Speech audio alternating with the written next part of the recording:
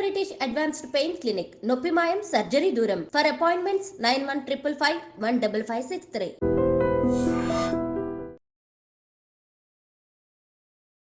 గరుడ పురాణం అయితే మనకు చాలామంది చెప్తూ ఉంటారు, మనం చేసే తప్పులను బట్టి మనకి ఏదైతే శిక్షలు పడాలో అవన్నీ కూడా గరుడ పురాణంలో క్లియర్గా రాసి ఉంటుంది అని చెప్పి. ఇంకొకటి, చనిపోయిన వారి దగ్గర మనకు ఏదైతే భగవద్గీత వినిపిస్తుంటారో, ప్లే చేస్తుంటారో, అసలు చేయాల్సింది గరుడ పురాణం గురించి చెప్పాలి అని చెప్పి కూడా కొన్ని సందర్భాల్లో వింటుంటాం. గరుడ పురాణం చిన్న పుస్తకం కాదు, చాలా పెద్ద పుస్తకం. ఇది విష్ణుమూర్తి సాక్షాత్తు గరుత్మంతుడికి చెప్పిన విషయం. ఇప్పుడు ఏ జన్మ ఎత్తాలనేది మనం పాపాల పుణ్యాలను బట్టి అదే డిసైడ్ అవుతుంది, మనం డిసైడ్ చేసుకునే అవకాశం ఉంటుందా? భగవంతుడే డిసైడ్ చేస్తాడు అది కూడా? ఈ పాప పుణ్యాల బట్టి ఒక డెసిషన్ ఆల్రెడీ ఆయన పెట్టేశాడు. మీ ఒక పాప పుణ్యాల బట్టి ఏ జన్మ ఎక్కడతో ఎవరితో ఎలా లింక్ అవ్వాలి సాఫ్ట్వేర్ క్రియేట్ చేశాడు ఆయన.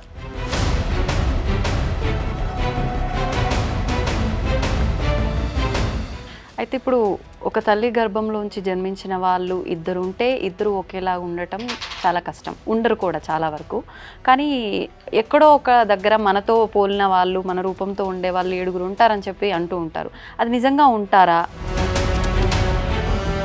ఈ 7 మనుషులు పోలిన వాళ్ళు మనుషులు ఉంటారు అనేది ఒక మనకి ప్రత్యక్షంగా ఎక్కడా కూడా ఏ పురాణంలోనూ.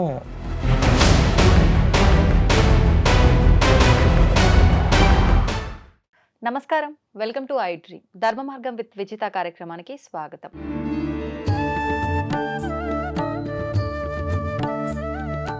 మనందరం కూడా వింటూ ఉంటాం పురాణాల్లో ఒక పురాణం గరుడ పురాణం అని చెప్పి. అసలు ఏంటి గరుడ పురాణం?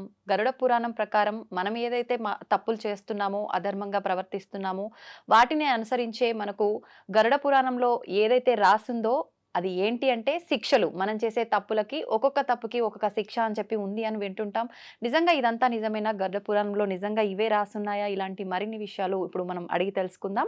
ప్రస్తుతం నాతో పాటు ఉన్నారు వేద పండితులు శ్రీరామ్ చిర్రావూరి గారు. ఇప్పుడు వారితో మాట్లాడి తెలుసుకుందాం. నమస్కారం అండి. శ్రీమాత్రే నమః. గరుడ పురాణం అయితే మనకు చాలామంది చెప్తూ ఉంటారు, మనం చేసే తప్పులను బట్టి మనకి ఏదైతే శిక్షలు పడాలో అవన్నీ కూడా గరుడ పురాణంలో క్లియర్గా రాసి ఉంటుంది అని చెప్పి. ఇంకొకటి, చనిపోయిన వారి దగ్గర మనకు ఏదైతే భగవద్గీత వినిపిస్తుంటారో, ప్లే చేస్తుంటారో, అసలు చేయాల్సింది గరుడ పురాణం గురించి చెప్పాలి అని చెప్పి కూడా కొన్ని సందర్భాల్లో వింటుంటాం. అసలు ఏంటండి గరుడ పురాణం గురించి తెలియచేయండి. వ్యాస మహర్షి 18 పురాణాలని రచించారు. ఈ 18 పురాణాలకి మళ్ళీ ఇంకో ఉప పురాణాలని ఇంకో 18 రచించారు. ఈ 18 పురాణాలలో ఒక పురాణం గరుడ పురాణం. అంటే ఈ పురాణాలు వ్యాసుడు ఎందుకు రచించవలసి వచ్చింది అంటే, పూర్వం పురాణ జ్ఞానం ఏదైతే ఉందో అదంతా వేదంలో చెప్పబడిన విషయాలే. వేదానికి బాగా కనెక్ట్ అయ్యే మనుషులు ఉండేవారు, అంత ఆయుష్ ఉండేది. కాబట్టి డైరెక్ట్గా వాళ్ళు వేదాల్లోనే వేదాధ్యయనం ద్వారా వేదాలు చదవడం వల్ల తెలిసేవి. కానీ మరి కలియుగంలో మన ఆయుష్యే 120 సంవత్సరాలు, కానీ 120 ఎవరు బ్రతకట్లేదు. ఈ బ్రతికే దాంట్లో అంత జ్ఞానాన్ని తెలుసుకోవాలన్నా కష్టం. అది కూడా రా మెటీరియల్లో ఉంటుంది, వేదంలో ఉన్నటువంటి జ్ఞానం అది అర్థం కావడం కష్టం. అందుకని ఏం చేశారంటే, చక్కగా ఒక కథారూపంగా ఉన్నటువంటి ఆఖ్యాయికలోని వేదంలో ఎక్కడైతే ఉన్నాయో అవన్నిటినీ తీసుకొచ్చి సమకూర్చి ఒక చక్కటి విషయాన్ని ప్రతిపాదన చేశారు. అదే పురాణాలు. వీటిల్లో ఒక పురాణం గరుడ పురాణం. గరుడ పురాణం ఎప్పుడు జరిగింది అంటే, ఇది విష్ణుమూర్తి సాక్షాత్తు గరుత్మంతుడికి చెప్పిన విషయంగా వ్యాసుల వారు రచించారు. అంటే ఏవో వేదాలలో సాక్షాత్తు వేదమంతా కూడా భగవంతుడి యొక్క వాక్యాలే కదా, అవన్నీ భగవత్ స్వరూపం ఇంకా చెప్పాలంటే. అలా గరుత్మంతుడు దర్శించినటువంటి వేద మంత్రాలు అని మనం అనుకోవచ్చు. ఆ మంత్రాలు యొక్క సారాంశాన్ని తీసుకొచ్చి కథారూపంగా తీసుకొచ్చారు. దాంట్లో ధర్మాలు కూడా ఉంటాయి. అయితే అందరూ ఏమనుకుంటారంటే గరుడ పురాణం అంటే ఏదో చిన్నగా ఉంటుంది, దాంట్లో ఓన్లీ శిక్షలు మాత్రమే చెప్పబడతాయి ఇంకోటి అని ఒక ఉంది. అంటే మెయిన్ దాంట్లో ఉన్నటువంటి కంటెంట్ మనం చూస్తే కళ్ళు తిరిగి పడిపోతాం. అంటే మొత్తం 3 కాండలు దాంట్లో ఉన్నాయి. మొదటిది ఆచారకాండ అని. అంటే మనం ఏం ఆచరించాలి అనేది ఉంటుందా? మనం ఆచరణ ఎలా ఉండాలి, అసలు మనకి ఏ కష్టానికి ఏ పరిహారం చేసుకుంటే ఆ కష్టం దూరం అవుతుంది, అసలు ఆ కష్టానికి గల కారణం ఏమిటి, మన పాపాలు అంటాంగా. అవునండి. ఇలా ప్రతి వ్రతాలు అన్నీ చెప్పుకుంటూ వెళ్ళారు, ఒకటి కాదు. దాంట్లో విషం కనుక వస్తే, ఏదైనా క్రిమికీటకాలు వస్తే ఆ విషాన్ని ఎలా పరిహరించుకోవాలి అనే విషయాలతో సహితంగా 240 అధ్యాయాల్లో చెప్పారు ఆచారకాండ. ఇదంతా ఓ. కూడా పూర్వఖండం అంటారు. హుహుహు. ఉత్తరఖండం అంటే సెకండ్ హాఫ్. హ్మ్. దాంట్లో మళ్ళీ 2 కాండలు ఉన్నాయి. హ్మ్. ఒకటి ప్రేతకాండ, దీన్ని ప్రేతకల్పం అంటారు. ఆ. అలాగే బ్రహ్మకాండ అని. వీటిల్లో ఏం చెప్పారు అంటే, ఇది మళ్ళీ 50 అధ్యాయాలేమో ప్రేతక ప్రేతకాండ అంటే ప్రేతకల్పం ఉంది. హ్మ్. 30 అధ్యాయాలేమో బ్రహ్మకాండ ఉంది. ఆ. టోటల్ 320 అధ్యాయాలు. ఇప్పుడు ఈ ప్రేతకాండలో ఏముంటాయి? ప్రేతకాండలో మనిషి ప్రేత అంటే ఏంటి? గమనిస్తూ ఆ. వెళుతూ ఉండేవాడు. అంటే ఎప్పటిదాకా తన శరీరంలో ఇప్పుడు ఒక శరీరం ఉంది. అతని హ్మ్. పేరేంటి? అతను అడ్రెస్ ఎక్కడ? ఏంటి? అని చెప్పగలుగుతాం. అవును. కానీ ప్రేతకి అడ్రెస్ ఉండదు. ఆ. అది ఏ అడ్రెస్ లేనివాడు హ్మ్. అని. అడ్రెస్ లేనివాడికి ప్రేత అని పేరు. ఆ ప్రేత అనేటటువంటి వాడు అసలు ప్రేతగా ఎలా మారతాడు? అంటే హ్మ్. మరణించిన తర్వాత ఆత్మనా? మరణం ఎలా ఉంటుంది? హ్మ్. హ్మ్. తన ఆత్మ అంటే మనలో కూడా ఉంటుంది ఆత్మ. ద హ్మ్. కరెక్ట్ వర్డ్ ప్రేత.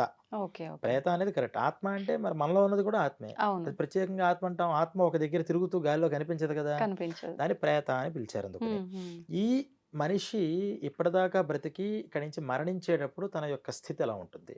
మరణించిన తర్వాత ఏం హ్మ్. జరుగుతోంది? ఆ. అసలు అక్కడ ఆయన మరణిస్తుంటే ఇక్కడ పితృకార్యాలు జరుగుతుంటే దీనికి దానికి లింక్ ఎలా ఉంటుంది? హ్మ్. అసలు యమపురి అనేటటువంటి నరకం ఏదైతే ఉందో అక్కడికి అవును. వెళ్ళే మార్గం ఎలా ఉంటుంది? ఆ. అక్కడ శిక్షలు ఎలా ఉంటాయి? ఏ తప్పులకి ఏ శిక్షలు అనేటటువంటి ఆ ప్రేతకల్పంలో చెప్పారు. ఇది ఎన్ని అధ్యాయాలు? 50 50. అధ్యాయాలు. కానీ ముందర 240 ఉన్నాయి. తర్వాత 30 30 ఉన్నాయి. ఉన్నాయి. దాంట్లో ఉన్నటువంటిది ఇది. హ్మ్. అయితే ఈ చెప్పినటువంటి ఈ విషయాలు ఈ 50 అధ్యాయాలనే పట్టుకుని ఇదే హ్మ్. గరుడ పురాణం అని అనుకుంటున్నారు అవును. చాలామంది. అవును. గరుడ పురాణం చిన్న పుస్తకం కాదు. ఆ. అది చాలా పెద్ద పుస్తకం. దాంట్లో ఎవరైనా చాలా చదవొచ్చా అండి? అర్థం చేసుకోగలుగుతారా? మిగతా 18 పురాణాలు ఎలాగైతే మనం మార్కండేయ పురాణం, దేవి భాగవతం, హ్మ్. అగ్ని పురాణం, మత్స్య పురాణం ఎలాగైతే పూజిస్తూ ఇంట్లో పెట్టుకుంటున్నామో, ఆ. ఈ గరుడ పురాణం కూడా ఇంట్లో ఉండాలి. ప్రతి ఒక్కళ్ళు చదవాలి. చదివితే అర్థం అవ్వడం కోసమే వ్యాసుల వారు రాశారు. అయితే ఆ సంస్కృత శ్లోకాలు ఉంటాయి. మనకు అవన్నీ అర్థం కావు చాలా అవును. మందికి. అవును. అందుకని దానికి తెలుగు తాత్పర్యాలు కూడా రాశారు. ఉంటుందక్కడే. పండితులు రాసినవి ఉన్నాయి. ఆహా! తర్వాత కొంతమంది రాస్తున్నారు కానీ అన్నీ మరి దాంట్లో కరెక్ట్‌గా ఉండవు. అవును. కొన్ని పుస్తకాల్లో ఏం చేశారంటే ఇంత విషయం చెప్పినా మరంత చదివే పరిస్థితి ఉండదని అవును. కథా సంక్షిప్తంగా చేశారు. అంటే దాంట్లో ముఖ్యమైన విషయాలు వర్ణనలు అవి తీసేసి హ్మ్. ముఖ్యమైన విషయాలుగా చెప్పినవి మనం అవి కూడా చదువుకోవచ్చు. ఓకే. ఓకే. ఇలా ఈ గరుడ పురాణం అనేటటువంటి దాంట్లో చాలా విషయాలున్నాయి. కానీ హ్మ్. చాలా మందికి ఏంటి డౌట్ అంటే గరుడ పురాణం ఇంట్లో ఉండకూడదు. అది ఆ. ఉంటే అశుభం కలుగుతుంది. హ్మ్. కానీ వాస్తవానికి గరుత్మంతుడు శుభాన్ని తీసుకొచ్చేవాడు. వైనతేయుడు అంటారు ఆయన పేరు. హ్మ్. ఆయన ఏం చేస్తాడంటే శుభాలు ఆయన ఎక్కడ ఉంటే అక్కడ శుభం. అందువల్ల అవును. విష్ణుమూర్తి ఆలయంలో ముందర ఉండేది ఏంటంటే గరుత్మంతుడే. అసలు గరుత్మంతుడికి సాక్షాత్తు విష్ణుమూర్తి చెప్పినటువంటి ధర్మ విషయాలన్నీ కూడా గరుడ పురాణంలో ఉన్నాయి కాబట్టి హ్మ్. అది ఖచ్చితంగా ఇంట్లో ఉండాలి. ఓకే.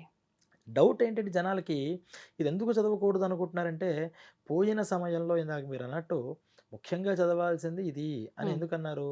ఆ సమయంలో అయినా కనీసం ఈ గరుడ పురాణం కనుక విన్నట్లయితే, ఈ కొడుకులకి వీళ్ళకి ఆ మనస్సులో ఒక ధైర్యం వస్తుంది. అప్పటిదాకా ఎక్కడికి వెళ్ళిపోయాడో మన కంటి ముందర తిరుగుతున్న మనిషి అవును. అనే ఒక బాధ ఉంటుంది కదా! అవును. ఆ బాధంతా కూడా దూరమయ్యి, హ్మ్. ఆహా! ఈ మనిషి జీవనం ఇలా జరుగుతోంది. ఈయన ఇక్కడ వెళుతున్నాడు. హ్మ్. కాబట్టి మనం ఏం చేయాలి కొడుగ్గా? అంటే ఆ. శ్రద్ధగా శ్రాద్ధ క్రియలు, పితృకార్యాలు అన్నీ చేయాలి అని అవును. తెలుస్తుంది అని అప్పుడు చదవమన్నారు. హుహుహు. తప్పితే ఇది అప్పుడు చదివేది కాబట్టి ఇంకెప్పుడు చదవకూడదు అనేది కాదు. హ్మ్. హ్మ్.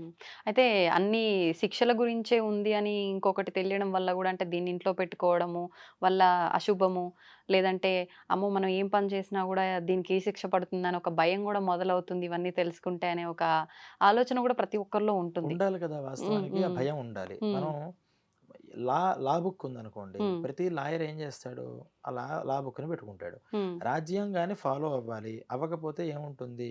ఆ! అనేటటువంటి విషయాలు ప్రతి ఒక్కడు కూడా రాజ్యాంగాన్ని అవగాహన చేసుకోవాలి అంటాం మనం. అవును. రూల్స్ తెలియాలి కదా మనకి. హ్మ్. హ్మ్. చిన్నప్పటి దగ్గర నుంచే వాస్తవంగా ఈ గరుడ పురాణాన్ని చూపించి, హ్మ్. చదివి, ఓహ్! ఇలా ఉంది దీంట్లో విషయం. నువ్వు ఇలా చేయాలి. ఇలా హ్మ్. చేయడం వల్ల నీకు ఇలా ఇబ్బందులు కలుగుతాయి. ఇలా ఉంటే నువ్వు మంచిగా ఉంటాయి అని చెప్తే హ్మ్. ఖచ్చితంగా ఒక పాపం పనో, తప్పు పనో చేస్తున్నప్పుడు లోపల పాపభీతి అంటారు. ఆ భీతి పూర్వం ఉండేది. హ్మ్. చెప్పేవారు. అంటే పురాణాలు డైరెక్ట్గా ప్రింటింగ్లో లేకపోయినా ఆ, ఈ పురాణాల్లో ఉన్న విషయాలు ఖచ్చితంగా ప్రతి ఇళ్లలో ఉండేవి. ఉమ్, అందువల్లే అసుర సంధ్య వేళ పడుకోకూడదురా, రాక్షస బుద్ధులు వస్తాయి అని చెప్తూ ఉంటారు. ఉమ్, అంటే ఎప్పుడు ఏ పాపం చేస్తే ఏది జరుగుతుంది అనేది మన ఇళ్లలోనే ఉండేది. ఉండేది. ప్రింటింగ్ లేవు కదా అప్పుడు. అవును, అవును. మన ఇళ్లలోనూ లేవు. కనీసం ప్రింటెడ్ పుస్తకాలు అయినా పెట్టుకుంటే ఉమ్, ఆ పుస్తకం ద్వారా అయినా మనం తెలుసుకోవాలి. కానీ అవును. ఇది తెలిస్తే ఎక్కడ మనం భయం పడి పాపం చేయడం మానేస్తాము అంటే మనం ఇంకా ఇంకా ఇంకా పాపాలు చేయడానికి ఉమ్, ఎక్కువ అవకాశం ఉంటుంది. ఉమ్, అందువల్ల పాపం ఫస్ట్ మనకు తెలియాల్సింది ఏంటంటే ఈ మానవ జన్మ వచ్చింది. వచ్చిన తర్వాత మనం జాగ్రత్తగా దీన్ని ఎలా లీడ్ చేయాలి అని అవును. తెలియాలి. ఏది చేయాలి, ఏది చేయకూడదు అనేది ఉమ్, ఫస్ట్ తెలియాలి. ఏదో పొరపాటున చేయకూడని పని చేసాం, ఉమ్, పొరపాటున అంటే కావాలని కాదు, కావాలని కాదు. తెలియక చేసాం, ఆ, దానికి ఎలా ప్రాయశ్చిత్తం చేసుకోవాలి అందులో అది కూడా అన్ని ఉంటుందా? అని కూడా ఆహా, ఎలా ప్రాయశ్చిత్తం చేసుకోవాలి, ఈ ఆ, 3 అంశాలు తెలిస్తే చక్కగా మన మానవ జీవితం అంతా లైఫ్ సాఫీగా చేసేసుకోవచ్చు. ఉంటుంది. ఎందుకంటే పశువులు, పక్షులు ఈ పని చేసుకోలేవు కదా. అవును, ఏం చేయాలి, ఏం చేయకూడదు ఏం తెలియవు. తెలియదు. వాటికి ఉన్నది ఏంటంటే ఆహారం, దాన్ని ఎలాగో అలాగా సంపాదిస్తాయి. సంపాదించుకోవడం. వాటికి కూడా కొన్ని నియమాలు ఉన్నాయి. ఉమ్, ఆశ్చర్యం ఏంటంటే పశువులు ఆ నియమాన్ని అతిక్రమించవు. ఉమ్, సింహానికి విపరీతమైన ఆకలి వేస్తున్నా అది గడ్డి కానీ ఆకులు కానీ తిందు. తినదు. దానికి కావాల్సిన వేట కోసమే అది తిరుగుతుంది. అవునండి. ఒక జింకలో లేకపోతే కుందేళ్ళలో ఆవులో ఎంత ఆకలి వేసినా ఎదురుకుండా అక్కడ మాంసాలు కనిపించినా దాని ఉమ్, జోలికి వెళ్ళదు. ఉమ్, అది సాధుజీవి కాబట్టి ఇవే తింటుంది. ఆ, కానీ మనిషికి ఉన్నటువంటిది ఏంటంటే ఏదైనా తింటాడు, ఏదైనా చేస్తాడు, వావి లేదు, వరస లేదు, ఏదీ లేదు. అవును. పశువులకు కూడా ఉన్నాయి చాలా ఉమ్, వాటికి చెప్పే ధర్మాలు. మనిషికి ఇంకా ఎక్కువ ఉన్నాయి కానీ ఉమ్, వాటికి ఉండే బేసిక్ ధర్మాలు కూడా వదిలిపెట్టేస్తున్నాడంటే కారణం ఏంటంటే ఇది చేస్తే ఏమవుతుంది, ఉమ్, ఇలా చేయకపోతే ఏమవుతుంది అనే నాలెడ్జ్ లేకపోవడం. లేకపోవడం. కానీ అప్పుడు పశువులతో పోలిస్తే వాటికి లేని జ్ఞానం మనకుంది. చాలా మార్చుకునే అవకాశం ఉంది. అన్నీ మనకున్నాయి గానీ తప్పులు కూడా మనమే చేస్తున్నాం. తప్పులు కూడా మనమే చేస్తున్నాం. హ్మ్. అంటే అందుకనే ఈ విషయాన్ని తెలుసుకోవాలి ప్రతి ఒక్కళ్ళు ఈ రోజుల్లో ఇంకా చాలా అవసరం. హ్మ్. ఎందుకంటే ప్రతిదానికి ఒక క్వశ్చనింగ్ అనేది చేస్తున్నారు. అవును. ఎందుకు ఇలాగే చేయాలి, ఎందుకు అలాగే చేయాలి. పూర్వం రోజుల్లో నాకు తెలిసి మీ చిన్నతనాల్లో కూడా ఎవరు కూడా ఎందుకు ఇలాగే చేయాలి, ఎందుకు ఇలా చేయాలి అని అడగలేదు. అడగలే. పెద్దవాళ్ళు చెప్పారు, చేసుకోవాలి, వెళ్ళిపోవాలి. అంతే. కానీ ఇప్పుడు చిన్న చిన్న పిల్లలు 5 ఇయర్స్ పిల్లల దగ్గర నుంచి చూస్తే దేవుడు దండం పెట్టుకోమంటే ఎందుకు వై అనే అవును. క్వశ్చన్ ఫస్ట్ వస్తుంది. అవును. అవునండి. ఎందుకు పెట్టుకోవాలి అని. హ్మ్. ఎందుకు పెట్టుకోవాలి అనే దాన్ని అప్పటి నుంచి మనం నేర్పిద్దాము అంటే నేర్చుకోవడంలోనే ఉంటుంది తప్పితే ప్రాక్టికల్ నాలెడ్జ్ ఉండట్లేదు. ఉండట్లేదు. అందుకని పూర్వీకులు ఏం చేశారంటే ఫస్ట్ ప్రాక్టికల్స్ చెయ్యి, హ్మ్. చేయగా నీకే దాని విషయం అర్థమవుతుంది, అది మన హ్మ్. సంస్కృతికి గొప్పదనం అన్నారు. అవును. అంటే ఇప్పుడు కనీసం మనం క్వశ్చన్ వాడు వేస్తున్నప్పుడు మనం ఒక పరిపూర్ణ అవగాహనతో పెద్దవాళ్ళు ఉండాలి. కనుక చేస్తే ఆటోమేటిక్గా మనం కూడా ఏదైనా చిన్న చిన్నగా అయినా అంటే అవును. పూర్తిగా ఎక్స్ప్లెనేషన్ చేయకూడదు కూడా హ్మ్. వాస్తవానికి పిల్లలకి. ఆ! తగుమాత్రంగా ఎంత చెప్పాలో అంతే చెప్పాలి. ఓకే. ఒకేసారి అంత జ్ఞానాన్ని తీసుకెళ్ళి వాళ్ళ బుర్రలో పెట్టినా అది ఎక్కదు. హ్మ్. ఎక్కకపోగా వేరే వక్రగతిగా మైండ్లోకి పడితే వాళ్ళు ఇంకా దాని మీద క్వశ్చనింగే అలవాటు అవుతుంది తప్పితే హ్మ్. నమస్కారం మాత్రం జీవితంలో ఎప్పటికీ చేయడు ఆ! దాన్ని. అందుకని ఏమన్నారంటే ఈ పురాణ జ్ఞానాన్ని తెలుసుకోండి. హ్మ్. ఈ గరుడ పురాణంలో ఫస్ట్ చేస్తే పుణ్యాల విషయం తర్వాత ఏం హ్మ్. చేయకూడదు, అవును. చేయడం వల్ల నువ్వేమవుతావు హ్మ్. అని ఒక్క సినిమా కింద చూపించేస్తే దాన్ని ఖచ్చితంగా ఆ పాపం పని చేస్తున్నప్పుడు హ్మ్. అక్కడ మనకి ఒకసారి రీల్ తిరుగుతూ ఉంటుంది. విని ఉంటాడు కదా. అవును. కాబట్టి ఎంతటి పాపం చేయాల్సిన అగత్య పరిస్థితుల్లో అయినా సరే ఆ! కొంచెం ఇంత వద్దులే, కొంచెం వెనకడుగేసే దాన్ని మనం అవకాశం. తగ్గిద్దాం అని హ్మ్. ఒక సెకండ్ అంటే ఆ! పాపం చేసే పని ఒక సెకండ్ ఆలోచిస్తే పాపం పని జరగదు. అంతే. ఆ నిమిషంలో ఆ ఆలోచన నిమిషంలో మారిపోతుంది. ఆలోచన స్తబ్దమైపోయి, మారిపోయి అవును. రాంగ్ స్టెప్ పడిపోతుంది. తర్వాత ప్రతి ఒక్కళ్ళు చాలామంది బాధపడతారు. ఎంత మర్డర్ ఆ! చేసేవాళ్ళైనా 100కి 99% ఒక్కడు అది కూడా రిలైజ్ అవ్వడు గానీ హ్మ్. 99% మంది నేను కొంచెం కంట్రోల్ చేసుకుంటే బాగుండేది, అనవసరంగా బావుండేది. చంపేశానే అని అవును. తర్వాతైనా అనుకుంటాడు. ఆ క్షణం కాలం మనకి ఈ విషయాల్ని, ఈ హ్మ్. పురాణాల్ని తెలుసుకోవడం వల్ల మనకు కలుగుతుంది. హ్మ్. అలాగే అనేక కష్టాలుంటాయి. ఆ కష్టాలకి తీరిచ్చేటటువంటి తరుణోపాయాలు ఎలాగా? హ్మ్. వైదిక కర్మలు అంటారు. శాస్త్రోక్తంగా మనం చేసేటటువంటి పరిహారాలు అని ఇప్పుడు బయట మనం అంటున్నాం. అవును. పరిహారం కాదు, కర్మ, హ్మ్. వైదిక కర్మ. ఆ వైదిక క్రియాకలాపం కనుక శాస్త్రవిధితో చేస్తే ఖచ్చితంగా దాని రిజల్ట్ అనేది మనకు వస్తుంది. అంటే హ్మ్. మనం అనుకుంటున్న రిజల్ట్ ఏంటంటే ఇప్పుడు సంథింగ్ నాకు పిల్లలు లేరు కాబట్టి నేను ఒక పరిహారం చేశాను. ఒక వైదిక పూజలేవో చెప్పారు, చేశాను. నేను అనుకుంటున్న రిజల్ట్ ఏంటంటే ఇప్పుడు హ్మ్. జనరల్ పబ్లిక్ యొక్క నాకు పిల్లలు కలగాలి. అవును. నేను చేసుకున్నాను. ఈ మంత్ చేశానంటే నెక్స్ట్ మంత్ నాకు గుడ్ న్యూస్ వినిపించాలి. ఇది ఉమ్, మనం అనుకునే ఫలితం. కానీ శాస్త్రం ఏం చెప్తోందంటే, నువ్వు చేసే కర్మ నీకు ఫలితం ఇవ్వడం అనేటటువంటిది భగవంతుడి చేతిలో ఉంది. కర్మ ఏం చేస్తుంది అంటే ఫలితాన్ని డైరెక్ట్‌గా ఇవ్వదయ్యా. ఆ, కర్మ ఇంకో కర్మని నాశనం చేస్తుంది. అంటే ఆ, ఏదైతే పాప కర్మ నీకు పిల్లలు లేకుండా అడ్డుపడుతోందో, దాన్ని ఈ కర్మ వెళ్ళి క్లోజ్ చేస్తుంది. ఉమ్, ఉమ్, క్లోజ్ జరిగిన తర్వాత పిల్లలు ఎప్పుడు ఇవ్వాలి అనేది భగవంతుడు. అంతా మరి కర్మల ద్వారానే, పూజల ద్వారానే ఫలితాలు వచ్చేస్తాయి. భగవంతుడు ఏం చేస్తాడు మధ్యలో? అంటే భగవంతుడిని కర్మ ఫలప్రదాత. ఉమ్, అంటే నువ్వు కర్మ చేసావు. ఈ కర్మ ద్వారా ఆ కర్మ అంతా కూడా నాశనమైంది. నువ్వు చేసినటువంటి సత్కర్మకి నీకు ఎటువంటి ఫలితం ఇవ్వాలి అనేటటువంటిది ఏ టైంలో ఇవ్వాలి. ఉమ్, నేను నెక్స్ట్ మంతే నాకు కావాలనుకున్నాను. ఉమ్, కానీ నెక్స్ట్ మంత్ నీకు ఒకవేళ మీ భార్య ప్రెగ్నెన్సీ వస్తే ఆ, ఆ 2-3 మంత్స్ తర్వాత మళ్ళీ పోయే అవకాశం కూడా ఉంది అని భగవంతుడు గ్రహించి, ఉమ్, ఈ 4 మంత్స్ అయిన తర్వాత మనం ఆ పని చేద్దామయ్యా, అప్పుడే ఓ, స్టాండర్డ్‌గా సాఫీగా, ఉంటుంది కదా ఆ, అని ఆలోచిస్తాడు ఆయన. ఓకే, అందువల్లే ఆయన్ని మనం మధ్యలో పెట్టుకుని ఈ కర్మలు చేసేది. ఉమ్, లేకపోతే ప్రతి ఒక్కళ్ళు కూడా భజనలు చేసుకుంటూ భగవంతుడు నమస్కారం చేస్తే అయిపోతుంది కదా! అవును, అలాగా చేయమనలేదు. ఉమ్, లేదా భగవంతుడు అనేవాడు లేడు. ఈ పూజలు చేసేస్తుంటే ఇలా హోమాలు చేస్తే ఆ దేవతలు మనకు ఫలితం ఇచ్చేస్తారు అని ఉమ్, కూడా అనట్లా. దీన్ని చేయాలి, భగవంతుడిని ఆశ్రయించు. ఉమ్, నువ్వు ఇది చేస్తే నీకు ఎప్పుడు ఏ ఫలితం ఇవ్వాలి అనే డెసిషన్ భగవంతుడు తీసుకుంటాడు. ఆ, అలా లేకుండా నాకు ఈ రోజే కావాలి, రేపే కావాలి అని చిన్నపిల్లలాగా మనం మాట్లాడుతుంటే అవును, ఆ కర్మలు నిజంగా భగవంతుడు ఏమనుకుంటాడంటే, మనం కూడా చూస్తుంటాం కదా ఉమ్, ఇళ్ళలో కూడా ఒక 10 దాకా నువ్వు టీవీ చూడమ్మా, తర్వాత చూడొద్దు అని పిల్లలకి చెప్తాం. ఉమ్, కానీ వాళ్ళు ఇదొక్కటే వెబ్ అవును, సిరీస్ వస్తుంది, ఇంకొక అరగంట, గంట అని చేస్తే మనం ఖచ్చితంగా ఏం చేస్తాం? అప్పుడు ఆపేసి వాళ్ళు ఇబ్బంది పడతారు. అవును, ఇదేంటి ఇలా ఆపేస్తున్నారు, నేను ఉమ్, చూద్దాం అనుకుంటున్నాను కదా, నాకు ఎందుకు చూపించట్లేదు. మర్నాడు కావాలంటే నువ్వు ఇంకో 2 అవర్స్ చూడు. అవును, రాత్రి 10 తర్వాత వద్దు అని మనం అంటాం. ఉమ్, వాళ్ళ దృష్టిలో రూల్స్ అనేవి ఉండకూడదు అంటాం. ఉండకూడదు, అందువల్ల భగవంతుడు మనకి ఎప్పుడు ఏ ఫలితాలు ఇవ్వాలో తెలిసి ఆయన ఇస్తాడు కాబట్టి ఆయన్ని మనం శరణవేది, ఈ చేసిన కర్మంతా కూడా నీకు నేను అర్పణ చేస్తున్నాను అని చేస్తారు. ఉమ్, అందుకని ఫస్ట్ నాలెడ్జ్ మనకు కావాల్సింది ఏంటంటే, అసలు పాపం అంటే ఏంటి, పాపకర్మ వల్ల వచ్చే ఫలితం ఏంటి, ఈ ఉమ్, రెండు మనం తెలుసుకుంటే మనం ఫస్ట్ లైఫ్ని కరెక్ట్గా లీడ్ చేయగలుగుతాం. లోకంలో ఆ, ఇబ్బందులు అంటే తప్పు చేస్తున్న ప్రతి ఒక్కరికి తెలీదా తప్పని? ఈరోజు ఇన్ని అన్యాయాలు చేస్తున్న వాళ్ళు, అవును, అక్రమాలు చేస్తున్న వాళ్ళు, లేదా అకృత్యాలు చేస్తున్న వాళ్ళు, వీళ్ళెవ్వరికీ కూడా చేస్తే తప్పని తెలియదా అంటే తెలుసు తప్పని. ఉమ్, కానీ తప్పుకి వచ్చే శిక్ష ఏమిటి ఉమ్, అనే దగ్గర ఏంటి, మహా అయితే కేసు నిరూపిస్తే కదా 10 ఆ, ఏళ్ళో 15 ఏళ్ళో పడుతుంది.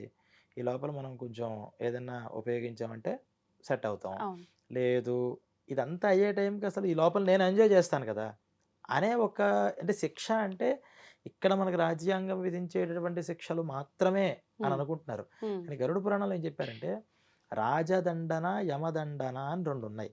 ఆ, రాజదండన అంటే ఇప్పుడు మనకు ప్రభుత్వం వేసే ఐపీసీ శిక్షలు ఇవన్నీ కూడా. ఓకే, ఓకే, దీన్ని ఎవరైనా తప్పించుకోగలుగుతారట. ఎందుకంటే పూర్వం నుంచి కూడా రాజులన్నీ, మన ప్రభుత్వాలు ఎంత గట్టిగా ఇవన్నీ సెక్షన్స్ పెట్టినా ఎక్కడో ఒక లూప్ హోల్ దొరుకుతుంది అవును, మనిషికి. అవును, పూర్వం నుంచి కూడా ఉన్నాయి. ఉమ్, కానీ దీన్ని మిస్ అవ్వగలుగుతారు.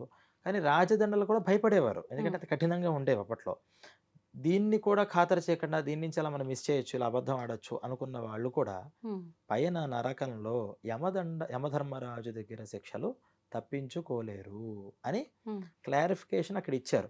ఎప్పుడైతే ఆ శిక్షల గురించి తెలిసాయో, ఈ శిక్షల గురించి భయం ఉన్నా లేకపోయినా ఆ శిక్షల్ని దృష్టిలో పెట్టుకునైనా జాగ్రత్తగా ఉంటారు అని. ఇప్పుడు కొంతమంది తెలిసి చేస్తుంటారు, కొన్ని కొన్ని మనం తెలియకుండానే, అంటే ఎదుటివారి విషయంలో కొంచెం మనం ఏదైనా దురుసుగా మాట్లాడినా కూడా అది తప్పు కిందకే వస్తుంది. అది కొన్ని సందర్భాల్లో మనం కావాలని కూడా మాట్లాడడం.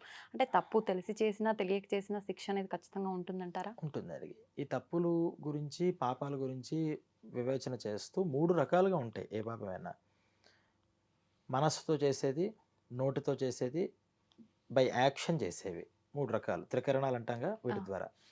ఇవి 2 విధానాలు. ఉమ్, ఒకటి జ్ఞానంతో చేసేవి, ఒకటి అజ్ఞానంగా చేసేది. అంటే తెలిసి చేసేవి, తెలిసి, తెలియక చేసేవి ఉమ్, అని. అప్పుడు మళ్ళీ 6 వెరైటీస్ అయ్యాయి మొత్తం. ఆ, వీటిల్లో ఎలా వస్తాయి ఫలితాలు? ఇప్పుడు గోహత్య అనేటటువంటిది ఒక పాపం. అవును, ఉదాహరణ తీసుకోండి. ఉమ్, ఆవుని చంపడం అని అర్థం. ఉమ్, గోహత్య అంటే అదేగా. అవును, ఈ చంపడం 3 విధానాల్లో ఎలా వస్తుంది? ఉమ్, ఆవుని చంపుతాను అని నోటితో అన్న గోహత్యా పాపం వస్తుందన్నారు. ఆ, ఆవుని చంపుదాం అని మనస్సులో అనుకున్న గోహత్యా పాపం వస్తుంది. ఉమ్, ఆవుని చంపినా గోహత్యా పాపం వచ్చేస్తుంది. సమానమైన ఫలితం.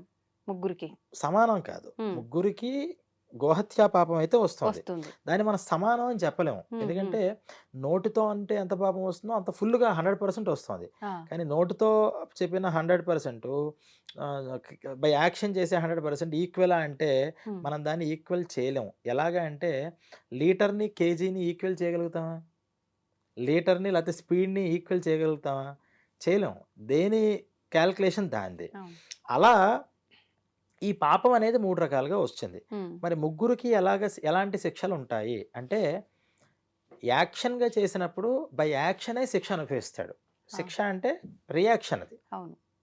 ప్రతి యాక్షన్‌కి రియాక్షన్ ఉంటుంది కదా! అవును. అవును. ఆ గోవుని ఎలాగైతే ఇబ్బంది పెట్టాడో, వీడు ఇబ్బంది పెడుతున్నప్పుడు ఎంత తీవ్రంగా అది ఇబ్బంది పడిందో, ఉమ్, అంత తీవ్రంగా ఆ టైమ్ స్పేస్ పెరిగే కొద్దీ దానికన్నా తీవ్రతరంగా ఉమ్, అంటే ఇమ్మీడియేట్‌గా జరిగినప్పుడు మనం కూడా ఏం చేస్తాం? అవును. ఎవరైనా గట్టిగా కొట్టారు. మనకి కోపంలో ఒక దెబ్బ వేసేస్తాం. అంతే. కానీ ఒకడు కొట్టాడు, ఉమ్, వెంటనే కొట్టలేకపోయామనుకోండి, ఉమ్, మనం రోజు రోజుకి ఇంకా పెరుగుతుంటుంది. వీడిని ఎలాగైనా కొట్టాలని. అంతే. సమయం చూసి మనం చిక్కినప్పుడు ఒక దెబ్బతో ఆపం. ఇన్ని రోజులు కోపం ఉంది కదా! 10, 15 కొట్టేస్తామండి. వడ్డీ. వడ్డీతో సహా. అలా టైమ్ స్పేస్ పెరిగే కొద్దీ ఏమవుతుందంటే ఉమ్, ఈ పాపం కూడా అంతగా అనుభవించాల్సిన పరిస్థితి వస్తుంది. ఆ, ఏది ఫిజికల్‌గా మనం చేసేది. ఓకే. మానసికంగా గోవుని చంపుదామని అనుకున్నాడు. వాడు మానసికంగా చంపుదామని ఎలాగైతే అనుకున్నాడో, ఉమ్, చంపుదాం అనుకున్నప్పుడు గోవుకి తెలియకపోవచ్చు. అవును. నాకు మనిషి చంపుదాం అనుకుంటున్నాడని. కానీ నువ్వు చంపుదాం అనుకోవడం అనే ఒక పాపం ఉంది చూసారా? అది వీడి మనసుకు కూడా అదే విధానంగా బాధని తెప్పిస్తుందట. ఆహా. తప్పు. నోటితో అన్నాడు. ఉమ్, నోటితో అన్నప్పుడు వేరే వాళ్ళ నోట్ల ద్వారా ఉమ్, లేనిపోని నిందలన్నీ పడ్డాను, అనేక మాటలు వాళ్ళ దగ్గర పడాల్సొచ్చింది. ఇవన్నీ అంటాం కదా! అవును. ఇలా అనుభవించాల్సొస్తుంది ఆహా, అని అంటే అన్నారు. మాటల రూపంలో తను కూడా ఇబ్బంది పడతారు. ఖచ్చితంగా. ఓకే. ఇలా 3. ఇప్పుడు మనం మాట్లాడేదేంటి? ఉమ్, ఇవన్నీ కూడా తెలిసి చేసినప్పుడు. ఉమ్, తెలియక చేసినవి అని కొనున్నాం కదా! ఈ తెలియక చేసినా సరే పాపం పాపమే. ఉమ్, తెలియక చేసినా పుణ్యం పుణ్యమే. ఉమ్, ఏమి మార్పుండదు. ఆ, తెలిసి చేసినా, తెలియక చేసినా. కానీ ఆ తెలియక మనం చేసినప్పుడు అసలు ఎప్పటికీ తెలియలేదా? ఉమ్, లేకపోతే చేసిన తర్వాత తెలిసిందా? ఉమ్, మనం ఇలా నడుస్తూ వెళుతూ ఉంటాం. ఏదో మన టైర్ కింద ఏదో జీవి చచ్చిపోతుంది. అసలు మనకి టైర్ తిరిగినట్టు అక్కడ ఏదో జీవి ఉన్నట్టు అవును. మనకి తెలియనే తెలీదు. అవును. అప్పుడేమన్నారంటే అసలు ఆ విషయం వీడి స్మృతి పథంలో లేదు. ఉమ్, వీడికి అసలు సంబంధమే లేదు దానిది. అందుకని సంథింగ్ ఒక కర్మ ఉమ్, అంటే ఆ జీవికి సంబంధించిన కర్మని అనుభవించడానికి వీడి చేతుల్లో అది వెళ్ళిపోయింది. ఆహా. కానీ మనం ఇలా వెళ్ళిన తర్వాత సంథింగ్ ఏదో మన కారు కింద పడిందిరా అని కార్ ఆపి వెనక్కి చూశాడు. ఆ, వెనకాల ఏదో ఒక కుక్కో, పిల్లో ఇది కనిపించింది. ఇది ఎప్పుడైతే మన దృష్టిలో పడిందో ఉమ్, ఫస్ట్ మనకు రావాల్సిందేంటి? రియలైజేషన్ రావాలి. పశ్చాత్తాపం రావాలి. అవును. ఆ పశ్చాత్తాపం ఎప్పుడైతే వచ్చిందో ఆటోమేటిక్‌గా మనకి తెలియక చేసిన పాపంలో సగం పాపం పోయింది. ఉమ్, మిగతా సగం మనం తర్వాత అంటే దానికి దగ్గరకి మనం అక్కడ రోడ్డు మీద పడేయకుండా, మన పని మనం చూసుకోకుండా దానికేదో చేయాల్సిన పనులుంటాయి కదా కొన్ని. అవును. అలా చేసేవి. లేపోతే అయ్యో పాపం ఇలాగా అనుకోకుండా చేశానే, నేను చూసుకుంటూ కొంచెం జాగ్రత్తగా వెళితే బాగుండేదే ఉమ్, అని వీడు పశ్చాత్తాపం ఇమ్మీడియేట్ పశ్చాత్తాపం వేరు. దాని కంటిన్యూషన్ వేరు. ఉమ్, ఉమ్, దీన్ని దృష్టిలో పెట్టుకుని తర్వాత సార్లు కూడా రోడ్డు మీద వెళుతున్నప్పుడు కొంచెం జాగ్రత్తగా చూసుకోవడం అనేది ఏదైతే పెట్టుకుంటాడో అవును. అప్పుడు 100% పాపం తెలియక చేసినవి పోతాయి ఉమ్, అన్నారు. మీకు అర్థమైందా చెప్పింది? అర్థమైంది. అర్థమైంది. అంటే తెలియక చేసినప్పుడు కూడా పాపం వస్తుంది. వస్తుంది. కానీ ఎటువంటి పాపం అది అంటే జస్ట్ పడినటువంటి ఒక మురికి నీళ్లు లాంటివి. అది వెంటనే ఇంకో శుద్ధమైన నీళ్ళు పోస్తే పోతాయి. ఉమ్, కానీ తెలిసి చేసిన పాపం గ్రీజ్ లాంటిది. అది ఉమ్, దాన్ని ఒక పోదు, పట్టాన కడుక్కుందాం అంటే వదిలించలేము. పోదు. చాలా ప్రయత్నం చేయాలి. ఉమ్. అమ్మో! నిజంగా ఇందాక అనుకున్నాం తప్పులు చేయకుండా ఉంటాం ఇవన్నీ తెలుసుకుంటే అని, కానీ అసలు ఫస్ట్ ప్రతి కదలికకి భయంగా ఉంటదేమో ఇవన్నీ వింటే అనిపిస్తోంది ఇప్పుడు. అంటే భయం కన్నా ఫస్ట్ అలర్ట్‌నెస్ వస్తుంది హ్మ్. మనకి. హ్మ్. మనకి మిలిటరీ ట్రైనింగ్ ఇస్తారు కదా! అవును. ట్రైనింగ్ ఇచ్చినప్పుడు వాళ్ళు ఒక పద్ధతిని నేర్పిస్తారు. అది చూస్తే మనకెంత భయంకరంగా ఉంటుంది. అవును. బాబోయ్! 4కి మొహం నీళ్ళు పోసేస్తారట, ఆ! ఫుడ్ పెడతారట, రోజు 10 కిలోమీటర్స్ పరిగెట్టిస్తారట, ఇవన్నీ అనుకుంటాం. హ్మ్. కానీ నిజంగా అది చేస్తే ఉండేటటువంటి ఆరోగ్యం కానీ, వాళ్ళ జీవనం కానీ ఎంత గొప్పగా ఉంటుంది. అంతే. అంటే కొంచెం కష్టం పడినా మనం ఈ అలర్ట్‌నెస్ అంటే ఎప్పుడూ కూడా మన మైండ్‌ని, మన శరీరాన్ని, మన మాటని అదుపులో పెట్టుకోవడం అనేది హ్మ్. దీని ద్వారా గరుడ పురాణం ద్వారా ప్రతి మనిషికి అలవాటైతే హ్మ్. ఖచ్చితంగా పాపాలు అనేవి రెడ్యూస్ అయిపోతుంటాయి. హ్మ్. మనం హ్మ్. ఆటోమేటిక్‌గా మనం క్యాలిక్యులేషన్ చేసుకోక్కర్లా. హ్మ్. మాక్సిమం పాపాలు తగ్గిపోతాయి. ఆ! మాక్సిమం పాపాలు. ఓకే. ఓకే. అయితే మీరు ఇందాక చెప్పారు 3 భాగాల్లోంచి ఆచరణ మొదటిది అని చెప్పి. అయితే ఈ ఆచరణ మనం చదువుకొని, తెలుసుకొని అందులో ఉన్నవి గనక మనం ఆచరిస్తే ఈ రెండవ అధ్యాయంలోకి వెళ్లి ఇబ్బందులు పడే అవసరం అవన్నీ రాకుండా ఉంటాయంటారా? కరెక్ట్ ప్రశ్న. హ్మ్. అసలు ఫస్ట్ ఆచారకాండ అని చెప్పింది దేనికంటే, ఇదంతా కూడా రూల్స్. ఈ రూల్స్ ఫాలో అవ్వండి అన్నారు. హ్మ్. ఆ రూల్స్ యాజ్ ఇట్ ఈస్‌గా ఫాలో అయిపోతే మనకేమి అసలు రూల్ అతిక్రమిస్తే కదా శిక్ష అనేది వస్తుంది. అవును. అవును. శిక్ష లేదు. కానీ రూల్స్ అతిక్రమించావు. హ్మ్. అతిక్రమించినప్పుడు ఏమవుతుంది అని చెప్పేదే ఈ ప్రేతకాండ. ప్రేతకాండ. హ్మ్. మరి దాని బ్రహ్మకాండ అన్నారు గదా! దాంట్లో ఏముంటుంది? ఈ బ్రహ్మకాండ విషయంలో హ్మ్. అసలు పరబ్రహ్మతత్వం అంటే ఈ నరకలోకంలోకి వెళతారు. ఆ! ఈ వెళ్ళిన వాళ్ళంతా ఏమవుతారు మళ్ళీ? హ్మ్. మళ్ళీ క్షీణే పుణ్యే మర్త్యలోకం విశంతి. అటు పుణ్యం చేసినా, ఇటు పాపం చేసినా మొత్తం ఎంటైర్‌గా అనుభవించలేము. హ్మ్. ఎక్కడా కూడా. నరకానికి వెళ్ళిపోతాము అంటే, ఆ! నరకంలో మొత్తం మనం చేసిన పాపాలన్నీ అనుభవించేసి ఫ్రెష్‌గా ఇక్కడికి దిగడానికి అవ్వదు. ఆ! స్వర్గానికి వెళ్ళిపోయామంటే లైఫ్ లాంగ్‌గా అక్కడ సెట్ అయిపోం మనం. హ్మ్. నువ్వు ఎంత క్వాంటిటీలో చేసావో, అంత క్వాంటిటీలో నువ్వక్కడ అనుభవించడానికి నీకు టైం పెడతారట. అదేంటి అంటే, హ్మ్. మనం ఇక్కడికొచ్చాం కదా ఇప్పుడు. సంథింగ్ ఒక ఆడ, ఒక మగ, ఒక కుటుంబం ఇలా మనం కొన్ని అవును. లింకేషన్స్ బంధాలు. పెట్టుకొని హ్మ్. వచ్చేసాం. హ్మ్. ఇలా వచ్చిన దానికి ఇగో వీళ్ళు 60 ఇయర్స్ బ్రతకాలి. వీళ్ళు 80 ఇయర్స్ బ్రతకాలి. హ్మ్. దీంట్లో ఇంత పుణ్యం, ఇంత పాపం ఇతను అనుభవించాలి అని ఒక అకౌంట్ మనం క్రియేట్ చేసి హ్మ్. ఇక్కడికి మనల్ని డౌన్‌లోడ్ చేసాడు ఆ! భగవంతుడు. ఆ! ఈ అకౌంటే మనకుందా? హ్మ్. అంటే ఇన్ని కోట్ల జన్మలు ఎత్తి మళ్ళీ పుట్టాం ఇదేనా మనకని కాదు. హ్మ్. ఈ జన్మలో మనం ఎంత అనుభవించగలుగుతామో అంత పెట్టి పంపించాడు. ఆహా! అది ఎప్పుడైతే పూర్తయిందో ఇక్కడి నుంచి మళ్ళీ మనం అటు నరకమో, మళ్ళీ స్వర్గానికో వెళ్ళిపోతుంటాం. హ్మ్. అలాగే అక్కడ కూడా ఇతను చేసిన పాపాలు ఇన్ని పాపాలు ఈ నరకంలో అనుభవించాలి. హ్మ్. ఇన్ని పుణ్యాలు ఈ స్వర్గంలో అనుభవించాలి అని ఒక కాలిక్యులేషన్ చేసి సర్టైన్ టైమ్‌ని పెట్టి అక్కడికి పంపిస్తాడు మనల్ని. ఆ టైం తను డిసైడ్ ఆ చేస్తాడు. టైం మన భగవంతుడే చేతుల్లో డిసైడ్ లేదు. మన చేతి అందుకనే కాలం హ్మ్. కాలస్వరూపం అంటారు. భగవంతుడు అంటే ఎవరంటే టైం ఆయన. అంతే. ఈ టైం డిసైడ్ చేసి పంపిస్తాడు. ఆ హ్మ్. టైం అయిపోయిన తర్వాత నాకు ఇంకొంచెం ఏమైనా అకౌంట్ ఉంటే అది కూడా క్లియర్ చేసేసుకుంటానన్నా ఉంచరు అక్కడ నరకంలో. ఆహా! ఇది అయిపోయింది నాన్న వెళ్ళిపో ఇక్కడి నుంచి అంటారు.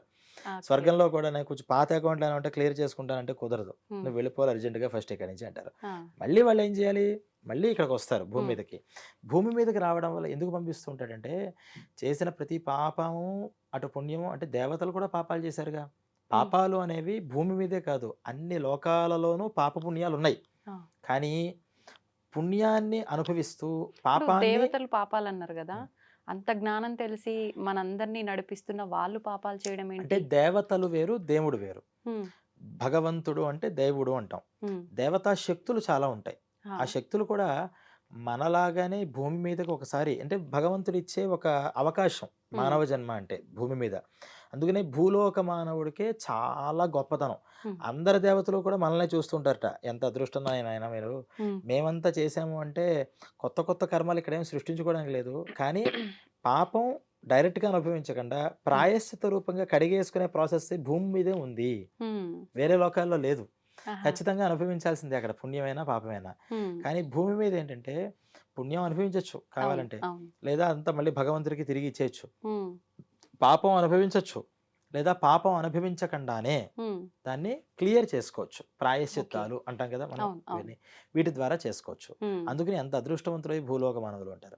మరి ఈ దేవతలు ఎక్కడి నుంచి పుట్టుకొచ్చారు అంటే ఈ భూమి మీద వాళ్ళకిచ్చినటువంటి అంటే నంబర్ 1 హ్మ్. ఇతను ఉత్తమ విద్యార్థి. హ్మ్. చాలా బ్రిలియంట్ అని ఎలాగైతే ఒక గ్రేడ్ ఏస్తారో, ఆ! అలా ఇక్కడ ఈ భూమి మీద వాళ్ళ జీవనం చాలా ఉత్తమంగా చేసిన వాడికి ఇంక ఇక్కడ మళ్ళీ వద్దులే ఇతను కొంచెం ప్రమోషన్ ఇచ్చాం కదా అని వీళ్ళని మళ్ళీ దేవతా లోకాల్లోకి పంపిస్తూ ఉంటారు. హుహు. అందుకనే మనం ఇది కొంచెం అర్థం అవ్వడానికి ఏం చెప్పారు? హ్మ్. ఇక్కడ 1000 యజ్ఞాలు చేస్తే ఇంద్ర పదవి వస్తుంది. వింటాం కదా! అవును. అందువల్ల ఇంద్రుడికి కోపం వస్తూ ఉంటుంది. ఇక్కడ హ్మ్. పుణ్యాలు చేసేవాళ్ళు, తపస్సు చేసేవాళ్ళు భంగం చేయడం కోసం అప్సరసలను పంపిస్తూ ఉంటారని మనం ఆ! చిన్నప్పుడు చెప్తూ ఆ! ఉంటాం. ఆ! అంటే అది చిన్నతనంగా అర్థం అవ్వడం కోసం చెప్పడం. హ్మ్. ఇంతలాగా చెప్తే ఎవరికి అర్థమవుతుంది? అవును. ఓన్లీ అవును. యజ్ఞాలు అంటే యజ్ఞం అంటేనే తెలీదు. ఏం హ్మ్. చెప్తాం? అందుకని ఏమన్నారంటే తపస్సు. కళ్ళు హ్మ్. మూసుకొని తపస్సు చేస్తే వీడు ఇంద్రుడైపోతాడు తర్వాత. అంటే అర్థం ఏంటంటే హ్మ్. ఇక్కడ గొప్ప గొప్ప పుణ్యాలు చేస్తే ఖచ్చితంగా ఇక్కడి నుంచి ప్రమోషన్ వస్తే మళ్ళీ దేవతా లోకాల్లోకి వీళ్ళు వెళ్తారు. హ్మ్. అక్కడి నుంచి ఇంకా ప్రమోషన్ వస్తే వాళ్ళలోనే ఇంకా చాలా పైపైన స్థాయిలు ఇవన్నీ కేటగిరీస్. ఇక్కడ సరిగ్గా మనం చేయలేదు, ఉమ్, డిబార్ అయ్యాం, మళ్ళీ కింద లోకాలకు. అంటే ఇక్కడే ఉమ్, ఇక్కడ మనం జ్ఞానం ఉన్న మనిషి దగ్గర నుంచి జ్ఞానం లేని పశువు దగ్గరికి వెళ్తాం. ఆ, ఇంకా తప్పు చేసాం, ఉమ్, ఇంకా ఇలా స్టేజ్ తగ్గుని అప్పటికప్పుడు పుట్టి చచ్చిపోతూ ఉంటాయి రాత్రిళ్ళు, అవును. లైట్ పురుగులు, ఆ. చిన్న చిన్న క్రిములు, అలా మారిపోయి అప్పటికప్పుడు పోతూ ఉంటాము. అంటే ఎక్కువ పాపం చేసిన వాళ్ళు అంత తక్కువ షార్ట్ టైం జీవంతో ఉండే అంటే జీవిగా. ఎక్కువ పాపము అనేది ఒకటి, ఉమ్, రెండవది ఎక్కువ పాపం కన్నా ఎక్కువ అనుభవాలు ఉండాలి వాళ్ళకి. అంటే అంటే ఎలా? ఒక మానవ జీవితంలో 10 చావుల్ని చూడడం సాధ్యం అవుతుందా? ఉమ్, అవ్వాలి అంటే సుమారు ఒక 150-200 సంవత్సరాలైనా ఎక్కువ పుట్టాలి, సంవత్సరం. లేకపోతే కనీసం 10 ఏళ్ళైనా పుట్టాలి, 10 ఉమ్, రోజులైనా ఉండాలిగా. అంటే ఒకే రోజు చచ్చిపోయి ఒకే రోజు పుట్టి మళ్ళీ అలా మరణించలేడు కదా. అవును. కానీ జీవనం అంటే అర్థం ఏంటంటే అతనికి 80 ఏళ్ళు, ఈ 80 ఏళ్ళు మొత్తం ఇవన్నీ అనుభవించి మళ్ళీ చావాలి అనేది ఉమ్, ఒకటి ఉంది. ఉమ్, ఇలా 10 జన్మలు ఎత్తాలి. ఉమ్, మానవ జీవితం చాలా ఎక్కువైపోతుంది. అవును. ఇది చిన్న క్రిమి కింద పుడితే ఆ, అది ఎక్కువ కాలం బ్రతకదలగో. అది అవును. విత్ ఇన్ అవర్స్ పోతుంది. అది అంతే. విత్ ఇన్ అవర్స్ సంపూర్ణ ఆయుర్దాయంతో ఉంది, ఉమ్, కానీ వెంటనే పోయింది. అంతే. అలా ఒక్క గంటలో అది 10 సార్లు పుట్టి చచ్చిపోగలుగుతుంది. దాని ఉమ్, అనుభవం అంటారు. ఉమ్, ఆ ఉమ్, అనుభవాలు కావాలి అనుకున్నప్పుడు ఆ జన్మలు ఎత్తుతూ ఉంటాడు. ఉమ్. అంటే మరణం అనేటువంటి అనుభవం ఎక్కువ సార్లు కావాలి అనుకున్నప్పుడు. ఇప్పుడు ఏ జన్మ ఎత్తాలనేది మనం పాపాల పుణ్యాలను బట్టి అదే డిసైడ్ అవుతుంది. మనం డిసైడ్ చేసుకునే అవకాశం ఉంటుందా? భగవంతుడే డిసైడ్ చేస్తాడు అది కూడా? ఈ పాప పుణ్యాల బట్టి ఒక డెసిషన్ ఆల్రెడీ ఆయన పెట్టేశాడు. ఆహా. నీ యొక్క పాప పుణ్యాల బట్టి ఏ ఉమ్, జన్మ ఎక్కడితో ఎవరితో ఎలా లింక్ అవ్వాలి ఒక సాఫ్ట్వేర్ క్రియేట్ చేశాడు ఆయన. ఆ, దానికి రోజు ప్రతిసారి ఆయనకి ప్రతి ఒక్క మనిషిని ఆలోచిస్తూ కూర్చోడు. ఆయనకి ఇంకో పని లేదా? ఉమ్, ఆయన పనిలో ఆయన ఏమి ఆలోచన లే స్థితి లేదు. ఆలోచన స్థితి దాటిపోయి ఉంటుంది ఆయనది. ఉమ్, ఉమ్, ఈ ఆలోచనలు చేస్తూ మనం చేస్తాం. ఉమ్, ఆయన ఏం చేశాడంటే ఒక సాఫ్ట్వేర్ తయారు చేశాడు. ఎవరి పుణ్యం ఎవరి పాపం ఏంటి దాన్ని టాలీ చేసుకుని ఉమ్, ఏ జన్మల్లో ఎవరెవరితో లింక్ ఉంది. అందుకనే ఏమంటాం, పెళ్లి కట్టినప్పుడు ఉమ్, తాళి కట్టినప్పుడు 3 జన్మల బంధం, అవును. 7 అడుగులు చెప్తూ ఉంటాం. చెప్తూ ఉంటాం. జన్మజన్మల బంధం. ఈ జన్మజన్మల బంధాలు అంటే ఏంటంటే ఇలా బంధాలుగా అక్కడక్కడ పెట్టుకున్నవి అక్కడ వీళ్ళకి ఎలా ట్రేస్ అవుతాయి, వీళ్ళని ఎలా చేస్తే వీళ్ళకి ఎలా లెవెల్ అవుతూ ఉంటాయి. ఉమ్, పూర్వజన్మల్లో వీళ్ళు కొడుకులుగా పుట్టి తల్లిదండ్రులను ఎలా హింసించారు, కాబట్టి ఈ జన్మల్లో వాళ్ళ కొడుకులుగా చేస్తే వీళ్ళలాగా రెస్పాన్స్ అవుతారు. ఈయన ఓకే. ఇంత ఆలోచించి అంత లిటిగేషన్ తీసుకొచ్చి ఇలా పెడతాడు. ఉమ్, ఒక్కళ్ళ గురించి ఆలోచిస్తే కాదు, మన పక్కన మనకు ఒక 50 మెంబర్స్ కుటుంబం ఉందంటే 50 మంది గురించి ఇలా ఆలోచించాలి. ఆ, 50 మంది పుణ్యపాపాలు ఇంకోళ్ళ మీద డిపెండ్ అయ్యి ఉండాలి. ఉమ్, ఇది మామూలు బ్రెయిన్ సరిపోదు, అవును. 100 కంప్యూటర్లు ఉన్నా చేయలేవు. అదే అందుకనే భగవంతుడు ఆ, అంత చమత్కారి.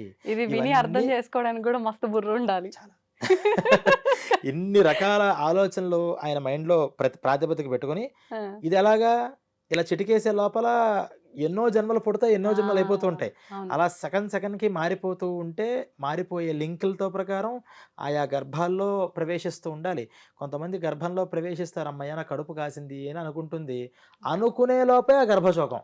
అవునండి. కొంతమందికి బాగుంది బాగుంది అంటే ఎంతకాలం నువ్వు అనుభవించాలి. ఆ లోపల జీవి కూడా ఎంతకాలం వాడికి జ్ఞానం తెలుస్తుంది, థర్డ్ మంత్లో జ్ఞానం వస్తుంది. వచ్చిన తర్వాత అమ్మయ్య నేను ఏదో కడుపులో వచ్చాను, కొంచెం మంచి కడుపు అయినా చెడు కడుపు అని లోపల నుంచి ఆలోచిస్తుంటాడు. అవన్నీ గరుడ పురాణాలు ఉంటాయి. ఉహుం, లోపల ఏం జరుగుతుంది, ఎక్కడ పడ్డాను అసలు నేను, ఉమ్, నాకేం తెలియదు కదా ఎక్కడ పడ్డాను అని చూస్తే బయట నుంచి సౌండ్స్ అన్నీ వినిపిస్తూ ఉంటాయి లోపలికి. ఆ, ఎలా వినిపిస్తాయి అంటే ఆ అమ్మ యొక్క మనస్సు ద్వారా వీడి మనస్సుకి వస్తూ ఉంటాయి. ఫస్ట్ చెవులు కాళ్ళు ముక్కు ఏం రాకపోయినా ఉమ్, ఉమ్, అమ్మ యొక్క మనస్సు ద్వారా వీడి మనస్సులోకి ఆ ప్రేరణలు వస్తూ ఉంటాయి. ఓకే. వాడిని కొంచెం ఏదో కొంచెం దేవతా మంత్రాలు లేకపోతే సంగీతాలు ఇలాంటి సాఫ్ట్గా ఉన్నవి చూస్తే పోనీ నేను కాస్త దైవనామస్మరణ కోసం వెతుకుతాడట ఫస్ట్. ఉహుం, దేవుడితో సంబంధం ఉన్న దగ్గరే పుట్టానులే నేను అని ఆనందపడుతూ ఉంటాడు. ఉమ్. ఈ ఆనందం పడే లోపల టపక్కుమని వాడి ప్రాణం పోతుంది. ఇప్పుడు ఇక్కడ వీళ్ళ పాపం ఎక్కువ ఉండడం వల్ల ఇలా నెలల నిండా ముందే చనిపోవడాలు, పడగానే చనిపోవడాలు జరుగుతుంటాయా? గర్భం దాల్చిన స్త్రీ తల్లి వల్ల ఉండే పాపాల వల్ల ఇలా జరుగుతుందంటారా? ఇద్దరి యొక్క పాపం డిపెండ్ అయి ఉంటుంది. ఉమ్, అంటే తల్లి పాపం ఇందాక నేను చెప్పినట్టు అవును. ఎంత అనుభవించాలి అని వచ్చిన దాంట్లో ఉమ్, ఈ గర్భశోకం అనేది అనుభవించాలి అని తల్లికి ఉంటుంది. ఆహా. వీడికి కూడా గర్భమృతం అంటే గర్భంలో ఉన్నప్పుడే మృతి చెందాలి, ఉమ్, గర్భమృతుడుగా అవ్వాలి అని ఒక పుణ్యంతో వాడు బయటకు బయలుదేరి వస్తాడు. ఉమ్, ఈ జీవుడు ఈ గర్భంలోకే ఎందుకు వెళ్ళాలి ఉమ్, అనే దగ్గర మాత్రం వేరే జన్మల్లో వీళ్ళిద్దరికి లింక్ ఖచ్చితంగా ఉంటుంది. ఆ లింక్ ఉన్నప్పుడే ఇక్కడ ఈ ఇద్దరికి ఒక లిటిగేషన్ అనేది వస్తుంది. ఉమ్. దాన్ని కనిపెట్టి పెట్టింది భగవంతుడు. ఇప్పుడు అందువల్ల ఒక ఆయనకి తెలుసున్న లెక్కలు మనకి తెలియవు, అందరి లెక్కలు సరి చేస్తూ ఉంటాడు మన ఆయన. ఆలోచనలకు కూడా అందవు. అందం అయితే ఇప్పుడు ఒక కుటుంబ విషయంలోనే ఇలా ఉంటుందా? మనం నిత్యం కలిసే ప్రతి ఒక్క పర్సన్‌కి మనకి కూడా ఏదో జన్మలో ఏదో ఒక కనెక్షన్ ఉంటూనే ఉంటుందంటారా? అంటే కుటుంబ విషయం దానికి ఏమన్నారంటే రుణానుబంధ రూపేణ పశు దార సుత ఆలయ అని. అంటే మెయిన్గా మనకు ఒక బాగా అటాచ్మెంట్ పెట్టుకుంటాను, లేకపోతే ఏదో రుణం ఉండిపోతాను, మనం వాళ్ళకి తీర్చాల్సిందో వాళ్ళు మనకి తీర్చాల్సిందో, ఏ రకంగా అయినా, డబ్బే కాదు ఏ రకంగా అయినా అది తీర్చుకోవడానికి ఫస్ట్ 4 బలమైన బంధాలు ఉంటాయి. అవి ఏంటంటే పశువులు, మనం పెంచుకునేటటువంటి ఇంట్లో ఆవులు కానీ, కుక్కలు కానీ, పిల్లులు కానీ ఏదైనా కావచ్చు. దార అంటే భార్య, సుత అంటే సంతానం, ఆలయ అంటే మనం కట్టుకున్నటువంటి ఇల్లు, ప్రాపర్టీస్. ఇవన్నీ కూడా మనం ఖచ్చితంగా రుణం వల్ల అనుబంధం వల్ల వస్తాయి. మిగతావన్నీ కూడా మనకి డైరెక్ట్గా సంబంధాలు ఉండవు, కానీ ఎక్కడో ఈ కేటగిరీకి సంబంధించిన వాళ్ళం అవుతాం. అంటే స్పోర్ట్స్ కేటగిరీ, స్పోర్ట్స్ అంటే ఇష్టమైన వాళ్ళందరూ అక్కడ స్పోర్ట్స్ దగ్గర గ్రౌండ్స్ దగ్గర కలిసినట్టు, సినిమా అంటే ఇష్టం ఉన్న వాళ్ళంతా సినిమా హాల్ దగ్గర కలిసినట్టు, ఇలా మ్యాచింగ్ అయ్యే సంస్కారాలు ఉన్న వాళ్ళందరూ మన ముద్రకి వస్తూ ఉంటారు కొంతమంది. ఇది వాళ్ళందరికీ డైరెక్ట్గా మనకు సంబంధం ఉన్నాయా అని మనం ఆలోచించలేం. ఎందుకంటే ఇన్ని కోటాను కోట్ల మందిలో ఎంతమంది భూలోకం మీద ఉన్నారు. అట్ ఏ టైం ఇక్కడ భూలోకం మీద మనం అంతా ఉన్నప్పుడే మరి నరకంలో శిక్షలు అనుభవించే వాళ్ళు అక్కడ ఉన్నారు, ఇప్పుడు ప్రజెంట్ మళ్ళీ స్వర్గంలో ఉన్న వాళ్ళు ఉన్నారు. అసలు వాళ్ళు ఇంతకు మునుపు జన్మల్లో ఇక్కడికి ఎలా వచ్చారు, అక్కడికి ఎలా వచ్చారు, ఇవన్నీ ఆలోచిస్తే మైండ్ పిచ్చెక్కిపోతుంది, మనకు అర్థం కాదు కూడా. అందుకని ఈ కేటగిరీ వైజ్ గా మాత్రం ఖచ్చితంగా ఎక్కడో అక్కడ సంబంధం అనేది ఉంటుంది. కానీ డైరెక్ట్ సంబంధం భార్య బిడ్డలు. ఎప్పుడైతే బిడ్డలు ఉన్నామో బిడ్డలకి కూడా తండ్రితో అదే సంబంధం ఉంటుంది. అంటే మనకి మరి ఇప్పుడు వీళ్ళ తల్లిదండ్రుల గురించి చెప్పలేదు కదండి ఇక్కడ. అంటే నీ తల్లిదండ్రులకి నీతో సంబంధం ఉందని చెప్పాము అంటే నీకు కూడా నీ తల్లిదండ్రులతో సంబంధం ఉన్నట్టే కదా. అలా ఈ గర్భాన్ని ఇచ్చిన వాళ్ళు మన గర్భంలో ఉండేవాళ్ళు, వీళ్ళు ఒక బలమైన సంబంధాలతో వస్తూ ఉంటారు అని చెప్తారు. అయితే ఇప్పుడు ఒక తల్లి గర్భంలోంచి జన్మించిన వాళ్ళు ఇద్దరు ఉంటే ఇద్దరు ఒకేలా ఉండటం చాలా కష్టం, ఉండరు కూడా చాలా వరకు. కానీ ఎక్కడో ఒక దగ్గర మనతో పోలిన వాళ్ళు, మన రూపంతో ఉండే వాళ్ళు 7 ఉంటారని చెప్పి అంటూ ఉంటారు. అది నిజంగా ఉంటారా? అలా ఉండటం వెనకాల దేనికి ఏమైనా సంబంధం ఉందంటారా? అంటే మీ ప్రశ్నలో 7 మనలాంటి వాళ్ళు ఎక్కడైనా ఉంటారా? ఉంటే గనక ఇప్పుడు మనం ఒకరితో ఒకరికి సంబంధం ఉంటేనే ఇలా కలుస్తామన్నారు కదా, అలా వాళ్ళకి ఏమైనా సంబంధాలు ఉంటాయా? రూపం బట్టినా? అలా ఏం లేదు. 7 మనుషుల పోన్ల వాళ్ళు మనుషులు ఉంటారు అనేది ఒక పెద్దల నుంచి చెప్తున్న నానుడు తప్పితే మనకి ప్రత్యక్షంగా ఎక్కడా కూడా ఏ పురాణంలోనూ ఇలా ఉంటారు అనేది ఎక్కడా లేదు. దానికి సాదృశ్యం అంటే కొన్ని పోలికలు కలుస్తాయి తప్పితే ఎగ్జాక్ట్గా ఇదే మనిషిలాగా 7 ఉంటారు అని ఎక్కడ మనకి కనిపించలా. కానీ మన పెద్దవాళ్ళు ఏం చేశారంటే, వాళ్ళు మరి ఎక్కడి నుంచి వచ్చిందో నాకు దాని విషయం ఎందుకు స్టార్ట్ అయిందో తెలియదు, కానీ చాలా చోట్ల 7 మనుషుల పోన్ల వాళ్ళు మనుషులు ఉంటారట అని చెప్తూ ఉంటారు. కానీ మరి ఉన్నారా లేదా అని మనం చూస్తే మరి ఇంత టెక్నాలజీ పెరిగింది కదా, మరి ఎప్పటికైనా మనం 7 కనిపించాలి కదా, తీసుకుని రాగలుగుతాం. కానీ అది సాధ్యమయ్యే విషయం కాదు, అది మనకి శాస్త్రీయమైన విషయం కాదు. కానీ వాళ్ళ అనుభవాల్లో ఎవరో ఇలా మనుషులు పోలిన వాళ్ళు ఉన్నారు కదా, ఇక్కడ మన మధ్యన మోడీ గారు లాగా ఎవరో ఎక్కడో కనిపించారని చెప్పారు. అలా కొంచెం పోలికలు ఉండేప్పటికీ ఇలా ఉంటారు అని 7 సంఖ్య చెప్పి ఉండాలి. వాళ్ళకి వీళ్ళకి ముందర ఎటువంటి సంబంధాలు ఉండవు. ఇంకోటి మీరు అడిగింది, గర్భంలో ఉన్నటువంటి ఇద్దరు పిల్లలు పుట్టినప్పుడు వీళ్ళకి ఎటువంటి సంబంధం ఉంటుంది? ఖచ్చితంగా కలిసి పుట్టే వాళ్ళకి ఎంత సంబంధం అంటే, కవల పిల్లలు అంటాం, ఆ కవల పిల్లలకి ఎంత అటాచ్మెంట్ ఉంటుందో ఒకే గర్భంలో జన్మ ఇస్తున్న వాళ్ళకి కూడా పూర్వజన్మలతో సంబంధం ఖచ్చితంగా ఉంటుంది, పూర్వజన్మలతో. అందుకనే ఈ సుత అనే శబ్దానికి కొడుకు అనేటటువంటి అర్థం తోబుట్టువును కూడా ఉంది.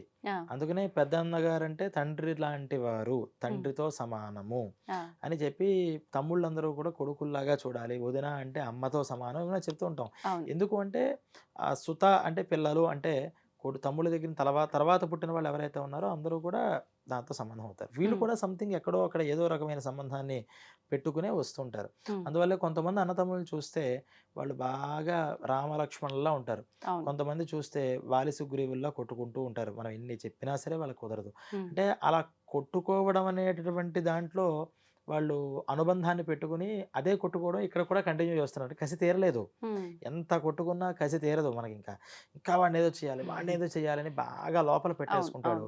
పాపం ఆ టైంలో టప్మని ఒకసారి యాక్సిడెంట్ ఏదో అయిపోతుంది. ఏ మైండ్ స్టేట్ లో ఉన్నాడో దాన్ని ఖచ్చితంగా మళ్ళీ ఫుల్ఫిల్ చేసుకోవడం కోసం ఇంకో జన్మ ఎత్తుతాడు. ఇదే మైండ్ స్టేట్ లో అవతల వాళ్ళు కూడా ఉన్నప్పుడు ఇమీడియట్ గా మళ్ళీ ఇద్దరు కూడా ఆ పుణ్య పాపాలు అనుభవించేసి డైరెక్ట్గా వచ్చేస్తారు. అంటే ఒకే మైండ్ ఆఫ్ స్టేట్లో ఉన్నారు కదా, కాబట్టి వెంటనే తీసుకొచ్చి ఒక గర్భంలోకి ప్రవేశపెడతారు. పెట్టడంతోనే పుట్టుక నుంచి అంతేనండి, వాళ్ళు ఎప్పుడు క్షణం అంటే పడదు అన్నదమ్ములకి అంటాం. ఏంటి పుట్టుక నుంచి పడకపోవడం అంటే ఇది లింక్ అనమాట. ఏంటో ఫస్ట్ నుంచి చిన్న పిల్లాడు ఆ తమ్ముడు పుట్టినప్పటి నుంచి ఎంతో ప్రేమగా చూసేది ఈ అక్క అంటాం. పుట్టినప్పటి నుంచి అంత వాడు ఎంత హింసిస్తున్నా ఈమె ప్రేమిస్తూనే ఉంటుంది ఈ పెద్ద పెద్ద అమ్మాయి అంటాం. అది ఈ అనుబంధ రూపంగా ఉన్నటువంటి రుణం అనమాట. ఓకే. అయితే ఇప్పుడు ఈ మధ్య కాలంలో మనం చాలా విన్నాము, చూసాం కూడా సోషల్ మీడియా ద్వారా. కొంతమంది నాకు గత జన్మ జ్ఞాపకాలు గుర్తొస్తున్నాయని చెప్పి, కొంతమంది నాకు గత జన్మలో పలానా వాళ్ళు నా పేరెంట్స్ అని, లేదు అనంటే వాళ్ళు నా బ్రదర్ అని, సిస్టర్ అని అక్కడికి వెళ్లి చూడాలని చెప్పి, పేర్లతో సహా కొన్ని సందర్భాల్లో చెప్పినవి కూడా ఉన్నాయి. నిజంగా అట్లా గత జన్మ గుర్తొచ్చి ఇలాంటివి చెప్పేవన్నీ నిజమేనా? అలా వచ్చే అవకాశం ఉంటుందంటారా? ఉంటుందండి. పూర్వం నిద్రని మరణం అన్నారు. నిద్రపోయామంటే ఈరోజు అయిపోయింది అక్కడితో. ఆ డే ఎండ్ అయిపోయింది కదా. నిద్రలో మనకేమన్నా అసలు గుర్తుంటుందా? అసలు ఏం జరిగింది, అసలు ఎవరు నిద్రపోతున్నారో కూడా తెలియదు. ఎప్పుడైనా కల వస్తున్నప్పుడు మాత్రం నేను కళను చూస్తున్నాను అంటాం. కల్లో కనిపించేది మనమే, కానీ మనకేంటంటే ఫీలింగ్ నేను ఏదో సినిమా చూస్తున్నట్టు చూస్తున్నాను, కానీ కల్లో కూడా నేను నాకు ఇలా జరుగుతోంది. ఈ నాకు అనే స్పృహ ఉంటుంది తప్పితే ఏది కూడా గుర్తుండదు. అక్కడితో అయిపోయింది నిద్ర. నిద్రలో ఏం జరుగుతుందంటే ఈ సూక్ష్మ శరీరము అనేటటువంటిది ఆయా లోకాలకి వెళ్ళి సంచరించి వస్తూ ఉంటుంది అని కూడా కొంత పురాణ ప్రమాణాలు ఉన్నాయి. అంటే ఈ రోజు తను చేసినటువంటి పుణ్యపాప కర్మలు ఏవైతే ఉన్నాయో ఈ జీవుడు నిద్రిస్తున్నప్పుడు ఇక్కడి నుంచి ఒకసారి సూక్ష్మ శరీరంగా అక్కడికి వెళ్ళి తను చేసినటువంటి డైలీ అకౌంట్ అంతా కూడా చేతులు కట్టుకుని అప్పు చెప్పి వచ్చేస్తట. ఆ విషయం మనకి తెలుసా అంటే మనకు తెలియదు, కానీ జీవుడు చేస్తాడు ఆ పని. ఎక్కడికి వెళ్తాడు అంటే ఆయన ఎక్కడికో ట్రావెల్ చేసుకుంటూ రాకెట్ వెళ్ళంటే పైదాకా వెళ్ళక్కల్లా. అంటే ఆ స్టేట్ భగవంతుడితో, అంటే ఈ చిత్రగుప్తుడు అనేటటువంటి ఆయన దగ్గరికి ఆయనకి ఎలా కనెక్ట్ అవ్వాలో ఆ జీవుడికి తెలుసు. ఆ ఛానల్ నేను మీతో ఫోన్లో మాట్లాడాలి అంటే మీ పక్కకు వచ్చి లేకపోతే మీ ఇంటికి వచ్చి నేను మాట్లాడక్కలేదు, ఇక్కడ కూర్చొని నేను మాట్లాడతా. నాకు ఛానల్ తెలిస్తే, ఇది తెలియకపోతే ఫోన్ నా చేతిలో ఉన్న నాకేం వినిపించట్లేదు పరిగెత్తుకుంటూ మీరు ఎక్కడ ఉన్నారో అక్కడికి వస్తుంటా. అలా జీవుడికి ఆ ఛానల్ తెలుసు కాబట్టి చిత్రగుప్తుడితో కనెక్ట్ అయ్యి పుణ్యపాపాలు చెప్పొస్తూ ఉంటాడు అంటారు. మనమే ఎవరికి వాళ్ళం. ఇది కూడా ఉంది దాంట్లో. ఇలాంటి సమయాల్లో ఏమవుతుందంటే ఖచ్చితంగా ఒక్కసారి ఆ ఛానల్లోకి ప్రవేశించిన తర్వాత అప్పుడప్పుడు డిస్టర్బెన్సెస్ వస్తూ ఉంటాయి. మనకి కేబుల్ టీవీలో రాదు, మనం ఒక ఛానల్ చూస్తుంటే వేరే ఛానల్ వచ్చేస్తుంది. ఎందుకు వచ్చింది అని మీరు ఏ టెక్నాలజీని అడిగినా ఏదో సంథింగ్ ఏదో జరిగిందండి అంటాడు అంతే. అలా కొంత డిస్టర్బెన్స్ వచ్చినప్పుడు ఏమవుతుందంటే ఒక్కసారిగా వెళ్ళి అక్కడ చెప్పుకుని రావాల్సింది అలా మరల్చి గత జన్మల్లోకి కొన్ని వాసనలు వచ్చే అవకాశం ఉంది. కొంతమందికి ఏంటంటే ఇది కళల్లో వచ్చేది. పుట్టుకతోనే పూర్వ ప్రజ్ఞ అంటారు. అంటే గతంలో చాలా ఒక ఏకాగ్రతతో ప్రతి విషయాన్ని మనస్సులో బాగా పెట్టుకుంటే మరణించిన తర్వాత కూడా ఆ జీవికి అదే ఎబిలిటీస్, అదే మెమరీ ఉండిపోతుంది. దానివల్ల మెయిన్ విషయాలు చాలా వరకు అతనికి మెమరీలో ఉండి అది ఇన్ని శిక్ష పుణ్యపాపాలు అనుభవించిన తర్వాత జన్మకి కూడా మళ్ళీ ట్రాన్స్ఫర్ అయ్యే అవకాశం ఉంటుంది. అప్పుడు ఏంటి, పుట్టిన వెంటనే వాళ్ళు మనం కొంతమంది చెప్తూ ఉంటాం, వాళ్ళు పుట్టిన వెంటనే వాళ్ళు చాలా గొప్పగా ప్రవర్తించారు, అవన్నీ చెప్పారు, ఆ ప్లేసెస్ చూపించారు, అక్కడికి వెళ్ళారు, నిజంగా వీళ్ళు చెప్పినట్టే జరిగింది, ఇతనికి ఆ సంబంధంతో లేదు, చిన్న పిల్లాడు చెప్పేది అని. మరి నమ్మాల్సిందే కదా. ఎందుకు ఇలా జరుగుతుంది అంటే అంత మెమరీతో ఉండడం వల్ల పూర్వజన్మలలో ఇది జరుగుతుంటుంది. మీకు ఇంకా విషయం ఏంటంటే ఈ చాలామందికి మీరు ఇప్పుడు మన వీడియో చూస్తున్న వాళ్ళల్లో కూడా చాలా కుటుంబాలలో ఖచ్చితంగా అంటే 100కి 5% కుటుంబాల్లో ఈ అనుభవాలు వాళ్ళ పెద్దవాళ్ళు ఎవరికైనా ఉంటుంది. యమభటుల్ని చూశారు, కల్లో కనిపించారు, కల్లో కాదు డైరెక్ట్గా ఇలా ముందుకు వచ్చినట్టు అనిపించింది అని చెప్పి. అంటే వీళ్ళు ఖచ్చితంగా మరి కనిపిస్తూ ఉంటారు. అంటే వాళ్ళు ఉన్నారు అని వాళ్ళు ఎప్పుడు ఒకడు చెప్తే అబద్ధం, ఇద్దరు చెప్తే అబద్ధం. ఖచ్చితంగా ప్రతి ఇళ్లలోనూ ఎవరో పెద్దవాళ్ళు అరే వాళ్ళు కనిపించారా అని ఆ మర్నాడో లేకపోతే ఆ ముందర రోజో లేకపోతే తర్వాత రోజో ఎవరో పోతారు అక్కడ. ఇది కూడా వాళ్ళ దాంట్లో వాళ్ళు చెప్తారు అనుభవాల్లో. ఇలా యమభటులుని వీళ్ళు ఎలా చూడగలిగారు ఇక్కడి నుంచి అంటే అది కూడా బై మిస్టేక్ జరుగుతుంది. మరి దేవుళ్ళు కదండి అలా దేవుడు కూడా మిస్టేక్ చేస్తాడు. వాళ్ళు హ్మ్. దేవతలు. మనం గుర్తుంచుకోవాల్సింది ఏంటంటే, నీకన్నా కొంచెం ఎబిలిటీ ఉంది హ్మ్. వాళ్ళకి, దేవతలకి. దేవుడు వేరు. ఆయన ఆల్మైటీ. ఆయనకసలు ఇంకా తప్పు, ఒప్పు, హ్మ్. తక్కువ, ఎక్కువ ఏమీ లేవు. ఆ! అది వేరు. ఈ దేవతలు అనేవాళ్ళు ఎవరంటే, మనకన్నా ఎక్కువ జ్ఞానం, మనకన్నా ఎక్కువ ఎబిలిటీస్ ఉన్నవాళ్ళు. హ్మ్. అంత మాత్రాన వాళ్ళు 100 మిస్టర్ పర్ఫెక్ట్స్ అంటే కాదు. అంటే వాళ్ళు ఒకానొక జన్మలో మనలాగా మానవుల్లా పుట్టి మంచి ఖచ్చి కార్యాలు చేయడం వల్ల అలా మారిన వాళ్ళా? అంతే.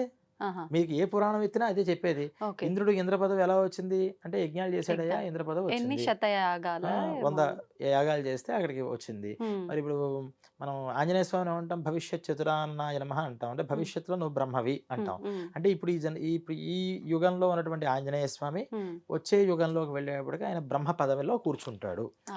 ఇవన్నీ మనం చెప్తూ ఉంటాం అవును. కదా! అవును. ఈ దేవతలు ఎవరైనా సరే హ్మ్. మనలాగా వాళ్ళు పుట్టి హ్మ్. వాళ్ళు దాన్ని ఫుల్ ఫ్లెడ్జ్డ్‌గా చేసుకోవడం వల్ల, వాళ్ళ క్యాపబిలిటీ వల్ల, కమిట్మెంట్ వల్ల హ్మ్. వాళ్ళు ప్రమోషన్ పొంది అయ్యారు తప్పితే, హ్మ్. వాళ్ళలో అసలు లోపం ఉండదా? ఉంటుంది. ఆ! ఖచ్చితంగా ఉంటుంది. కాకపోతే మనకున్నంత లోపాలుండవు. హ్మ్. సప్ ఒకటో, రెండో లోపాలు ఖచ్చితంగా ఉంటాయి. ఉన్నాయి కాబట్టి దేవతలయ్యారు. లేకపోతే వాళ్ళు కూడా దేవుళ్ళైపోయారుగా. హ్మ్. వాళ్ళు కూడా దేవుడే. దేవతా శక్తులలో కూడా కొన్ని ఖచ్చితంగా ఉంటాయి. హ్మ్. అలా మరి దేవతల దగ్గరే కొంత మిస్టేక్స్ జరుగుతున్నప్పుడు యమభటుల దగ్గర జరగవా? హ్మ్. ఆ యమభటుల యొక్క వాళ్ళు మన భూమి మీదకి రావడానికి వాళ్ళకొక మార్గం ఉంటుంది. హ్మ్. మనం ఎలాగైతే నడుచుకుంటూ వస్తాం. లేతే ఇవి నేను నడుచుకుంటున్నట్టుగానే గాలిలో ఏరోప్లేన్ నడుస్తుందా? హ్మ్. దానికొక మార్గం ఉంటుంది. హ్మ్. ఆ మార్గంలో అది అంత కక్ష మీద ప్రయాణం చేస్తేనే సుఖంగా వెళుతుంది. దానికన్నా ఎక్కువ తక్కువలు జరిగాయంటే షేక్ అయిపోతుంటది. హ్మ్. ఇలా ప్రతిదానికి ఒక వాళ్ళ భౌతిక శక్తిని బట్టి ఎలాగైతే వాళ్ళ గమనం అనేది అంటే ఆ! నడక అనేది ఉంటుందో, యమభటులకు కూడా ఆ లోకం నుంచి ఇక్కడికొచ్చి ఈ జీవిని అక్కడికి తీసుకెళ్ళడానికి కావాల్సినటువంటి ఒక ఛానెల్ ఉంటుంది. సంథింగ్ అప్పుడు దాంట్లో డిస్టర్బెన్స్ జరిగినప్పుడు హ్మ్. ఇక్కడున్న వాళ్ళకి కనిపిస్తారు వాళ్ళు. ఆహాహా! అందరికి కనిపిస్తారా అంటే కొంతమంది ఆ టైంకి ఎవరికి కనిపించాలో వాళ్ళకి కనిపిస్తారు. హ్మ్. కనిపించిన తర్వాత ఆ మర్నాడు ఎవరికో ఇలా జరిగిందండి, వచ్చిందండి మనం వింటూ ఉంటాం. అంటే యమభటులు కానీ, హ్మ్. యమలోకాలు కానీ ఇవన్నీ కూడా ఎలాగైతే ఉన్నాయో ఇలా స్వప్నాలలో వచ్చేటటువంటి విషయాలు కూడా హ్మ్. ఇవన్నీ కూడా ప్రత్యేక అనుభవాలు. ఓకే. అంటే ఎవరి అనుభవం బట్టి వాళ్ళకి ఇది నిజమే. ఇది నాకు అనుభవం లేనంత సేపు ఇదంతా నీ ఆలోచన, ఊహ అంటాం. మరి అన్ని సార్లు అలా ఊహలు రావు. హ్మ్. కొన్ని అవును. సార్లే వస్తాయి. అవును. అందరి గురించి రావు. హ్మ్. కొంతమంది గురించే వస్తాయి. అవును. అంటే ఇదన్నీ కూడా పూర్వజన్మల వాసనలు అనేవి ఉన్నాయి హ్మ్. మనకి. హ్మ్. ఎందుకున్నాయని నమ్మగలుగుతామంటే, నిన్న మీరు రాత్రి నిద్రపోయారా బాగా? హ్మ్. నిద్రపోయారా లేదా? ఆ! నిన్న ఏం జరిగింది? ఈరోజు మర్చిపోయారా? గుర్తుందా? అన్నీ గుర్తుండవు. కొన్ని మర్చిపోతాం. కొన్ని గుర్తుంటాయి. కొన్ని గుర్తుంటాయి. హ్మ్. కానీ అసలు ఒక్కసారి నిద్రపోయి డీప్ స్లీప్‌లోకెళ్ళి బయటకి రావడంతోనే నేను గజినీలాగా మనం మాట్లాడం కదా! మాట్లాడం. అంటే మనకు ఉంటుంది. కొంతమందికేంటి కొంచెం మెమరీ ఉంటుంది హ్మ్. బాగా. పిన్ టు పిన్ చెప్పేస్తారు. ఆ! 10 డేస్, 15 డేస్, 10 1 డేస్ ఇయర్ ఏంటండి. క్రితం ఏం చిన్నప్పటియి గూడా జరిగింది చెప్తుంటారు కొంతమంది. చెప్పేస్తారు పిన్ టు హ్మ్. పిన్. అంటే వాళ్ళకున్న మెమరీ బట్టి వాళ్ళ టైము హ్మ్. మీకు 1 డే మెమరీ ఉంటే, నాకు 10 డేస్ ఉంటే, హ్మ్. ఇంకోళ్ళకి మెయిన్ ఇష్యూసే ప్రతి పిన్ టు పిన్ గుర్తుంచుకుంటారు కొంతమంది. అవును. ఆ అవును. మెమరీ పవర్ మనకే ఇంత తేడాలుంటే, హ్మ్. మరి పూర్వజన్మ వాసనల్ని చూసేంత కేపబిలిటీ ఉన్న మెమరీ ఉంటుందని మనం నమ్మచ్చా? నమ్మకూడదా? నమ్మొచ్చు. చిన్నప్పుడు విషయాల నుంచి ఇప్పటిదాకా చెప్పగలిగే మెమరీ మనకుంది. హ్మ్. దానికన్నా బియాండ్‌కెళితే అంతకు మునుపు ఏం జరిగింది? హ్మ్. ఎక్కడేం జరిగింది? నేను ఏ లోకంలో ఏది అనుభవించాను? ఎక్కడి నుంచి వచ్చాను? అని దాన్ని కూడా గుర్తుంచుకునేంత మెమరీ పవర్ గనక ఉంటే, హ్మ్. అంటే మెమరీ అనేది బా ఫిజికల్‌గా ఉన్నది కాదు. హ్మ్. అది మన సంప్రదాయం చెప్పేది. అవును. బ్రెయిన్‌లో మెమరీ ఉంటుంది. ఆ బ్రెయిన్ ద్వారానే ఇది జరుగుతుంది అని చెప్పదు. హ్మ్. బ్రెయిన్‌లో మెమరీ వాస్తవంగా జీవికి ఉన్న మెమరీ ఇక్కడ భాసిస్తూ ఉంటుంది. అంటే ఆ! మనకి కనిపిస్తూ ఉంటుంది ఈ బ్రెయిన్ ద్వారా. హ్మ్. అంత మాత్రాన బ్రెయిన్ డెడ్ అయిపోయినంత మాత్రాన తనలో ఉన్న మెమరీ లేనట్టు కాదు. హ్మ్. యాక్టివ్‌నెస్ అవ్వదు. అంటే ఓకే. మెమరీ ఉంటుంది కానీ అది యాక్టివ్ అవ్వదు. అంటే హ్మ్. కరెంట్ అనేది మెమరీ అనుకుంటే, లైట్ అనేది బ్రెయిను. హ్మ్. లైట్ ఊరికే ఉంటే మనకి వెలుతురునిస్తుందా? ఈ మెమరీ ఉండాలి. హ్మ్. కానీ లైట్ తీసేసాం. కరెంట్ ఉందా? లేదా? హ్మ్. ఉంది. ఈ లైట్ అనేది ఎలాగైతే కరెంట్‌ని మనకి కనిపించడానికి ఉపయుక్తం అవుతుందో, అవును. అలాగే మెమరీ అనేది ఈ హ్మ్. బ్రెయిన్ మనకి కనిపించడానికి ఉపయుక్తం అవుతుంది ఆ! అని చెప్పారు. ఓకే. అయితే ఇప్పుడు మనం చేసుకున్న కర్మలను బట్టే, గత జన్మలో చేసిన పనులను బట్టే ఇంకొక జన్మ తీసుకుంటున్నాం. అది ఏ రూపంలో అయినా తీసుకోవచ్చు, మానవ రూపంలో అయినా తీసుకోవచ్చు. ఎంత సమయం పడుతుంది ఏంటి మనకు తెలీదు. అయితే ఈ తీసుకునే ప్రాసెస్‌లో మనం స్వర్గానికైనా ఎళ్ళొచ్చు, నరకానికైనా ఎళ్ళొచ్చు. ఇప్పుడు ఆల్రెడీ ఇక్కడ కొన్ని కర్మలు మనం చేసిన తప్పుకు సంబంధించి ఏదో దానాలు ధర్మాలు చేసి కొంచెం అందులోంచి తగ్గించుకునే ప్రయత్నం చేస్తాం. మిగిలిన దాంట్లో నేను కొంచెం పుణ్యం చేశా, కొంచెం పాపం చేశా. మరి ఇప్పుడు నేను స్వర్గానికి వెళ్తానా, నరకానికి వెళ్తానా రెండిట్లో? అదే మన డెసిషన్ బట్టి ఉంటుంది. హ్మ్. అంటే మన డెసిషన్ అంటే మన బిహేవియర్ బట్టి. హ్మ్. ఇక్కడ నీకు ఒక ఆప్షన్ ఇచ్చాడు. అంటే క్లారిటీగా మాట్లాడుకుంటే నీ దగ్గర ఒక రూమ్ నిండా పాపం, హ్మ్. ఒక రూమ్ నిండా పుణ్యం, ఇదంతా అనుభవించాలి హ్మ్. మనం. యాహ్! భగవంతుడు అనే ఆయన ఇక్కడ కూర్చున్నాడు. హ్మ్. ఆయన ఏం చేశాడంటే, అరే నువ్వు అంత అనుభవించాలి, హ్మ్. ఇంత అనుభవించాలంటే నువ్వు డైరెక్ట్గా అసలు అన్ని కష్టాలు అనుభవిస్తావా, హ్మ్. అన్ని సుఖాలు అనుభవిస్తావా? హ్మ్. జనరల్గా ఏమంటారు అందరూ, నాకు సుఖాలు అనుభవించేస్తానండి వరుసగా. అంతే. కానీ సుఖాలన్నీ అనుభవించిన తర్వాత కష్టాలంటే చాలా ఇబ్బంది అయిపోతుంది. హ్మ్. అలా కాదని కష్టాలంటే చెప్పినంత సులువు కాదుగా. అవును. ఒక్కరోజు ఒక నొప్పి వస్తేనే తట్టుకోలేం. బ్రతికిన 80 సంవత్సరాలు ఏదో ఒక నష్టము, కష్టము అని ఒక క్షణం కూడా మనం వదలపెట్టకుండా మనల్ని ఎవరో ఒకళ్ళు పొడుస్తూ ఉంటే అవును. తట్టుకోగలమా? అస్సలు. నా వల్ల కాదండి. 2 మిక్స్ చేసి హ్మ్. కొంచెం సుఖం రావాలి. ఆ సుఖం బావుంది అని కొంచెం దుఃఖం. ఈ సుఖం అనుభవం కొంత ఉంటుంది కదా! ఆ! ఈ దుఃఖం వెంటనే మనకి ఎఫెక్ట్ ఇవ్వదు. ఓకే. భగవంతుడు ఎంత కరుణామయుడో చూడండి. అవును. అవును. సుఖం అంటే ఒకరోజు గంట సేపు హాయిగా నిద్రపోయి ఏసీలో వచ్చాడు బయటికి. హ్మ్. ఎండలోకి వచ్చిన వెంటనే, వెంటనే ఎండ అనేది ఎఫెక్ట్ ఇవ్వదు. అప్పటిదాకా పడుకున్న కొంచెం శ్రమ, ఆహ్, నిద్రపోయినటువంటి సుఖం ఒక 5 మినిట్సో, 10 మినిట్సో వాడికి ఎంజాయ్ చేస్తూ అప్పుడు అసలైన ఎండ బాధను స్టార్ట్ చేసుకుంటాడు. ఆ! ఆ! అలవాటు అంటే పడిపోతూ ఈ ఉంటుంది సుఖం గంట మెల్లిగా. సేపు పడ్డాడు కాబట్టి. హ్మ్. అంతసేపు దుఃఖంలో ఉన్నాడు. వెంటనే సుఖం రాదు. హ్మ్. ఏసీ దగ్గరకు వచ్చిన వెంటనే హమ్మయ్య! అనుకోడు. ఆ! కొంచెం బావున్నా అతను ఏసీకి సెట్ అవ్వడానికి కావాల్సిన టైం ఒక 10 మినిట్సో, 15 మినిట్సో పడుతుంది. అంతే. అంటే సుఖానికి, దుఃఖానికి కలయిక అంటారు దీన్ని. హ్మ్. హ్మ్. అంటే సుఖము, దుఃఖం కలయిక లేకుండా ఒక్క డైరెక్ట్ సుఖం గాని, డైరెక్ట్ కష్టం గాని అనుభవించలేం. హ్మ్. అందుకని భగవంతుడు ఏం చేశాడంటే సుఖ దుఃఖాలు 2 కలుపుకుంటూ హ్మ్. అది కొంచెం, ఇది కొంచెం అనుభవించమ్మా నువ్వు. హ్మ్. నీకు ఈ లైఫ్‌లోకి పంపిస్తున్నాను నేను. నువ్వు వెళ్ళు అక్కడికి. హ్మ్. మరి నేనేం చేయాలండి? ఇంత అనుభవించలేను కదా! నీకొక ఆప్షన్ ఉంది. ఆ! నువ్వు అక్కడికి వెళ్ళి హ్మ్. నీకున్న ఆ పుణ్య పాపాలు అవకొట్టేయి. ఆ! నీ బ్యాగ్ అయిపోయిందనుకో, ఇంకా పంపిస్తా ఇక్కడి నుంచి. హ్మ్. ఇంకా అయిపోయిందనుకో, ఇంకా పంపిస్తా. ఆ! నువ్వు మళ్ళీ నా దగ్గరికి వచ్చే లోపల ఎంత అవకొడతావో అంత అవకొట్టేసుకో. హ్మ్. నువ్వు గనక ఇంకా కమిట్మెంట్‌తో చేస్తే హ్మ్. మొత్తం 2 రూమ్స్ ఖాళీ అయిపోతాయి. హ్మ్. ఎప్పుడైతే 2 రూమ్స్ ఖాళీ అయిపోయాయో నేను మళ్ళీ ఇంకెక్కడికి పంపించను. నా హ్మ్. దగ్గరే ఉంచేసుకుంటా. ఇది మోక్షమా మోక్షం. ఇది? అదే మోక్షం. ఓకే. ఈ 2 రూమ్స్ ఖాళీ అయిపోవాలి. ఆ! నేను పాపాల వైపు పోగొడతాను, నాకు పుణ్యం పెంచుకుంటూ పోతానంటే మళ్ళీ పుణ్యం కోసం అనుభవించాలి. ఆ! మళ్ళీ పుణ్యం కోసం అనుభవించేటప్పుడు మళ్ళీ ఏవో పాపాలు చేస్తే మళ్ళీ ఈ బ్యాక్ పెరుగుతుంటుంది. ఈ హ్మ్. 2 అకౌంట్స్ నిల్ బ్యాలెన్స్ చేసేస్తే హ్మ్. నీకు ఇంకా అకౌంటే లేదు కాబట్టి అకౌంట్ హోల్డర్‌గా నేను తీసేసి హ్మ్. నా దగ్గర పెట్టుకుంటాను నాన్న అని హ్మ్. పంపిస్తాడు. మనం ఏం చేస్తాం? అసలు భగవంతుడు చెప్పింది ఏంటి? ఆ 2 క్లియర్ చేయాలి. 2 ఎలా క్లియర్ చేయాలండి? హ్మ్. అనుభవించు. అందుకనేగా ఇచ్చింది. నువ్వు బ్యాగ్‌లో నీ బాడీకి నీకు ఇన్ని రోగాలు రావాలి, ఇన్ని కష్టాలు రావాలి, ఇన్ని అవమానాలు రావాలి, హ్మ్. నీకు ఇన్ని సుఖాలు రావాలి, ఇన్ని ప్రమోషన్స్ రావాలి, ఇంత ఆనందం కలగాలి, ఇంత పేరు రావాలి. పెట్టేసాం. అదంతా అనుభవించుకుంటూ పో. హ్మ్. కానీ నా వల్ల కాదు. నువ్వు ఇచ్చిన మనం ఇక్కడేమో భగవంతుడికి ప్రామిస్ చేసేదేంటి? మొత్తం అక్కడ కూడా నేను ఆ! అనుభవించేస్తాను. రూమ్ అంతా అవకొట్టేస్తానంటాం. కిందకెళ్ళిన తర్వాత ఏమంటామంటే లేదు, లేదు, లేదు. యాడ్ చేస్తా ఉంటా. పుణ్యం అలాగే ఉండాలి. ఇది కొంచెం బావుంది నాకు. హ్మ్. పాపం అనేది ఏదైతే ఉందో అది ఎలా పోతుంటే బావుంటుంది. తొందరగా హ్మ్. ఎలా పోగొట్టుకుందాం. అంటే నేను చెప్పేది ఎవరి గురించి? సాధకుల గురించి. ఓహ్! పాపాత్ముల గురించి కాదు. పుణ్యాత్ముల గురించి. ఆ! అందుకని నా పుణ్యం అలా ఉంచి ఫస్ట్ పాపాన్ని పోగొట్టుకునే మార్గం చూద్దామని చాలామంది ఏం చేస్తారు? పాపాన్ని పోగొట్టుకోవడానికి ఎన్నో దానాలు, ధర్మాలు, గుళ్ళు, గోపురాలు, నదీ తీర్థాలు, తీర్థయాత్రలు, క్షేత్రయాత్రలు అన్నీ హ్మ్. చేసి హ్మ్. ఆ పాపాన్ని కడుక్కుంటుంటారు. ఇక్కడ క్లియర్ అవుతూ ఉంటుంది, వస్తూ ఉంటుంది. క్లియర్ అవుతూ ఉంటుంది, వస్తూ ఉంటుంది. కొన్ని పుణ్యకర్మలు ఏంటంటే పాపాన్ని పోగొడతాయి, పుణ్యాన్ని కూడా పెంచుతూ ఉంటాయి. హ్మ్. కొన్ని కర్మలు ఓన్లీ పాపాన్ని మాత్రమే పోగొడతాయి. పోగొడతాయి. హ్మ్. అలాంటివి చేయడం వల్ల అటు పుణ్యం కూడా పెరుగుతుంటుంది. చక్కగా అంతా అనుభవించాడు. హ్మ్. ఈ జన్మంతా ఏమైంది? ఈ పాపాన్ని కడగటంలో కడుక్కోవడంలోనే సరిపోయింది. ఆ! అప్పుడు నెక్స్ట్ జన్మ ఏం చేస్తాడంటే, "అరేయ్! నువ్వు చాలా శ్రమ పడ్డావురా. హ్మ్. అదేమో అకౌంట్ బాగా పెరిగిపోయింది. ఇది బాగా తగ్గిపోయింది. హ్మ్. లెవెల్ అవ్వాలి కదా!" ఉండాల్సిందే లెవెల్. భగవంతుడేంటంటే లెవెల్ అది. నువ్వు హ్మ్. 2 సమానంగా అనుభవించు. ఆ! 2 నిల్‌గా సమానంగా అయితే మొత్తం అవగొట్టేసేయి. లేదా లెవెల్ పెడుతూ ఉండు. హ్మ్. అందుకని నీకు నెక్స్ట్ జన్మ ఏం చేస్తానంటే, కొంచెం ఎక్కువ పాపాలు అనుభవించే జన్మొద్దు. పుణ్య జన్మ ఇస్తాను నీకు. అంటే ఎక్కువ ఎప్పుడు సంతోషంగా, ఇప్పుడు సుఖం. కుటుంబంలో సఖ్యత మనం అలా చూస్తుంటాంగా. హ్యాపీగా ఉంటారు. అసలు వాళ్ళు ఏమి చేయరు. అవును. కాలు మీద కాలేసి కూర్చుంటారు. అన్నీ వ్యసనాలే. హ్మ్. హ్మ్. కానీ చాలా ఆనందంగా ఉంటారు. ఆ పక్కనే వాడు ఏమనుకుంటాడంటే, నేను ఇన్ని పుణ్యాలు చేస్తున్నాను, నా జీవితం ఇలా అయిపోయింది. వాడు చూస్తే ఒక పాపక అన్ని పాపకరంలే, అవును. వాడేంటి ఇంత ఆనందంగా ఉన్నాడు అని ఉమ్. కానీ వాడు వచ్చింది దేనికోసం? పుణ్యం అది అనుభవించడం అనుభవించడానికే కోసమే. వచ్చాడు. ఉమ్. మనం వాడితో పోలిక పెట్టుకోకూడదు. ఉమ్. వాడితో పోలిక పెడితే మనం ఇక్కడ నష్టపడతాం. అవును. ఇలా అనుభవిస్తాడట. వీడేం చేస్తాడు, ఈ పాపం పుణ్యం ఇప్పుడు అనుభవించు, ఇక ఈ ఆ, పుణ్యం అనుభవించు అనే దగ్గర ఉమ్. వాడు మర్చిపోయేది ఏంటంటే, పుణ్యం ఒక్కటే అనుభవిస్తే పర్వాలా, ఈ అనుభవించే తరుణంలో మళ్ళీ కొన్ని పాపాలు ఆ, వేసుకుంటాడు. నేను ఇదే అడగాలనుకున్నా. మళ్ళీ కొన్ని పాపాలు వేసుకుంటాడు. ఈ పాపాలు అంటే పుణ్యం అనుభవించడం, పాపం వేసుకోవడం అంటే ఏంటి అని అంటే, ఉమ్. మంచి భార్యనిచ్చాడు, ఆ. చక్కగా భార్యతో ఆనందంగా ఉండు, పిల్లల్నిచ్చారు, పిల్లలతో ఆనందంగా ఉండు, ఉమ్. ఇది పుణ్యం.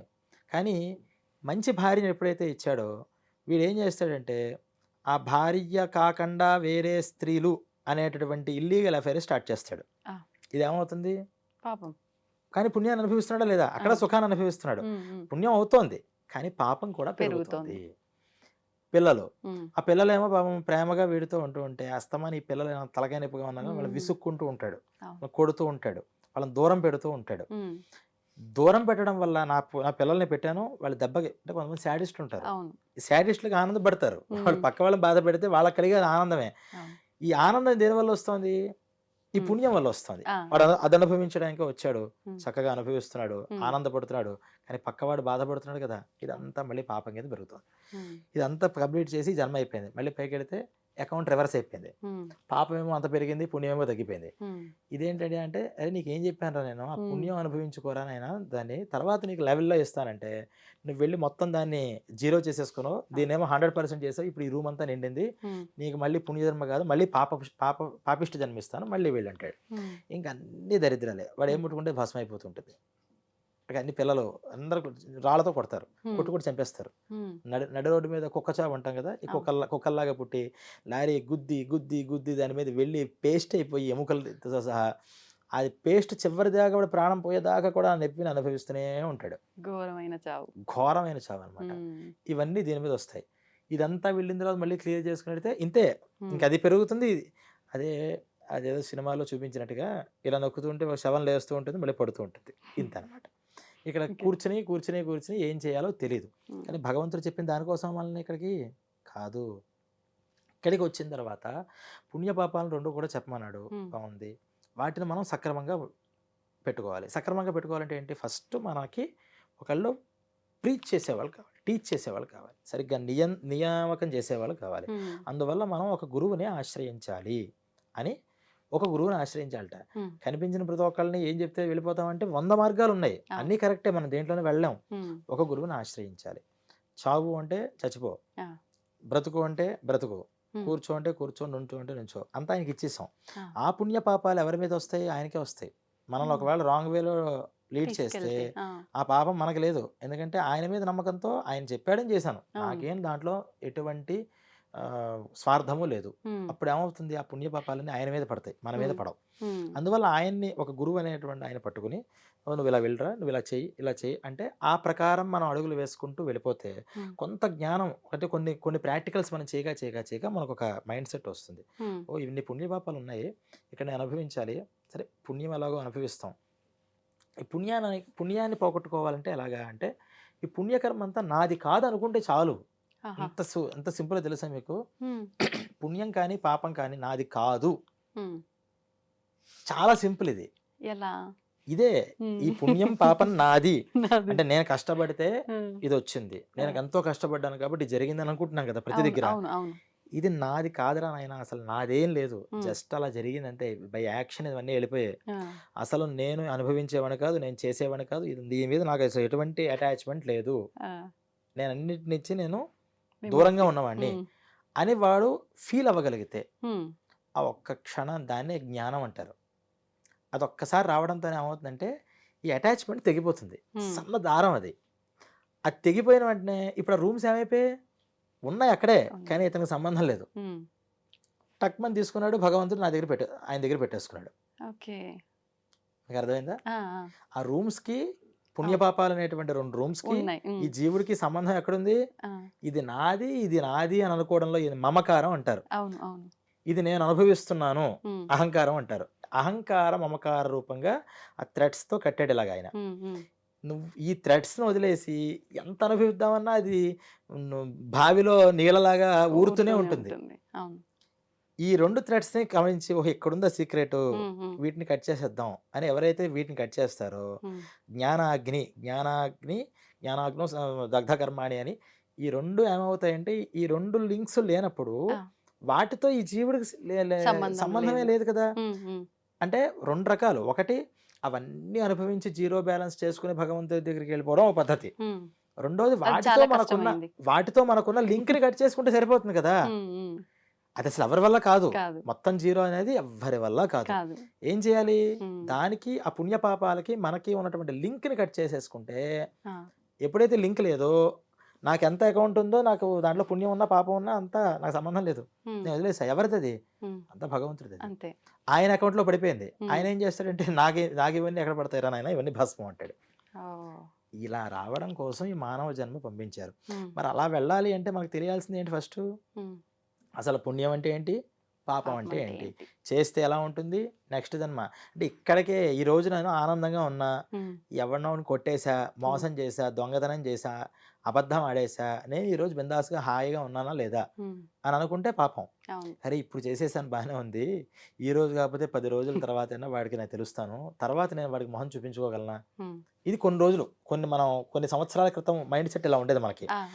ఇప్పుడు ఏమంటాం, ఏంటి చూస్తే ఏంటి, చూడకపోతే ఏంటి వాడి నా మొహం, నేను ఎందుకు చూపించుకుంటా అంటాం. ఇవన్నీ ఇక్కడిక్కడ ఆలోచిస్తున్నాం. కానీ వన్స్ మనకి ఫైనల్ కాల్ వస్తుంది, వచ్చిన రోజు వీడు మర్చిపోతాడు నేను వీడిని అవమానం చేశానని, కానీ వాడు గుర్తుంచుకుంటాడు. అరే అంత మంచి మనిషి నీకు అంత మంచి సహకారం చేస్తే వాడికి వెన్నుపోటు పొడిచావు కదా అని ఆయన ఈయన మర్చిపోతాడు. నేను నిజంగా వెన్నుపోటు పొడిచినప్పుడు మర్చిపోతాడు. ఆయన గుర్తుంచుకుని దానికి తగిన శిక్షలు నాకు ఇస్తాడు. కాబట్టి నేను ఇప్పటి నుంచి జాగ్రత్తగా ఉండాలి.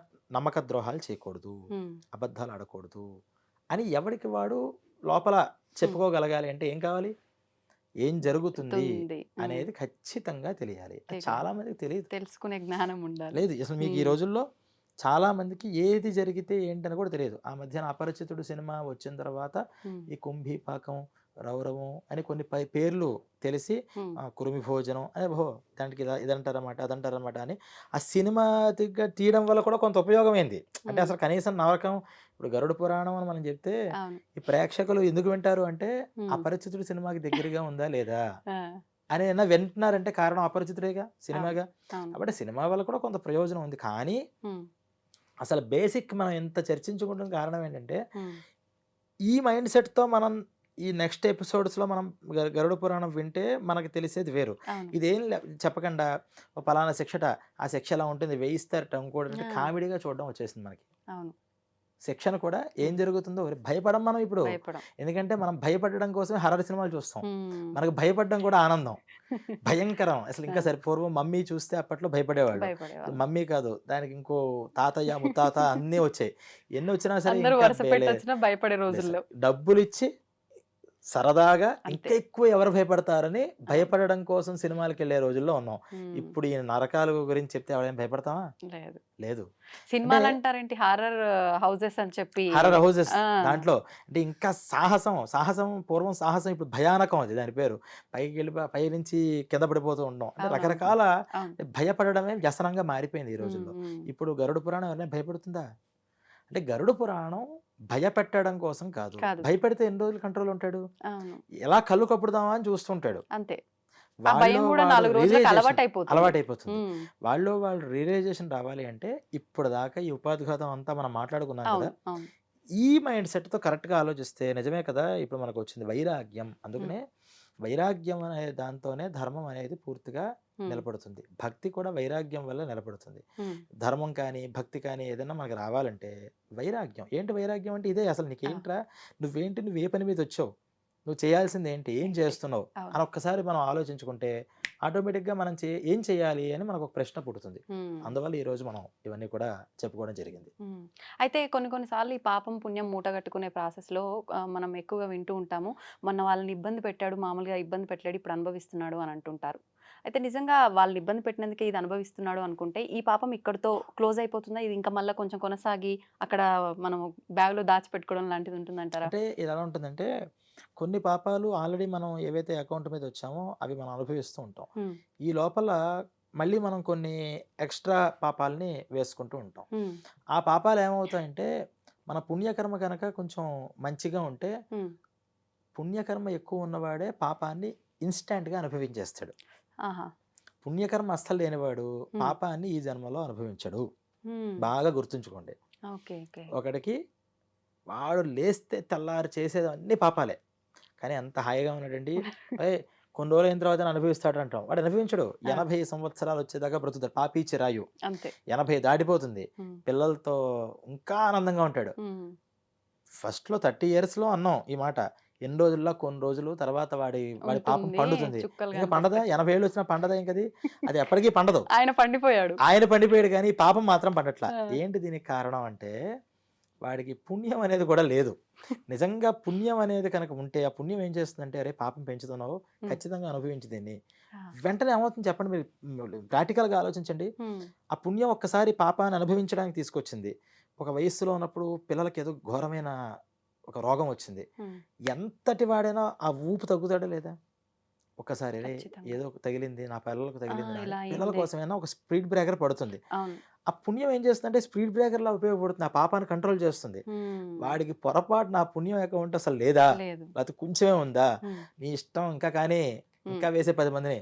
ఇంకా 10 మంది దగ్గర కబ్జాలు చేసేయి. ఈ కబ్జాలు కూడా దీంట్లో ఉన్నాయి. హుహు. మొత్తం నువ్వు ఇతరులవన్నీ ఆక్రమించేసేయి ఆ! అని ఇంకా ప్రేరణ చేస్తూ ఉంటుందట. వెంటనే వీడికి హద్దు లేదు, అదుపు లేదు. ఇంక చేసుకుంటూ పోతూనే ఉంటాడు. హ్మ్. అందువల్ల ఈ పుణ్యకర్మలు ఎప్పుడైతే ఉన్నాయో, అప్పటికప్పుడు మనం కలుపుకున్నటువంటి తెలియజేసిన పాపాలు వెంటనే ఇన్‌స్టాంట్‌గా అనుభవంలోకి వస్తాయి. హ్మ్. అందుకనే దీనికి ఇంకోటి చెప్తారు. అంటే ఆహ్, అన్యాయోపార్జితం విత్తం దశ వర్షాణి తిష్టతి. హ్మ్. అన్యాయం చేసి, అక్రమాలు చేసి, అబద్ధాలు ఆడేసి, బాగా డబ్బులు మనం సంపాదించాలి, సంపాదించాలని రాత్రికి రాత్రే ఇప్పుడంతా ఫాస్ట్ మనీ కదా! అవును. అవును. మనం ఎథిక్స్ అక్కల్లా, అంతే. మనకు స్టాండర్డ్స్ అక్కర్లేదు, కమిట్మెంట్స్ అంతకన్నా అక్కర్లేదు. అవును.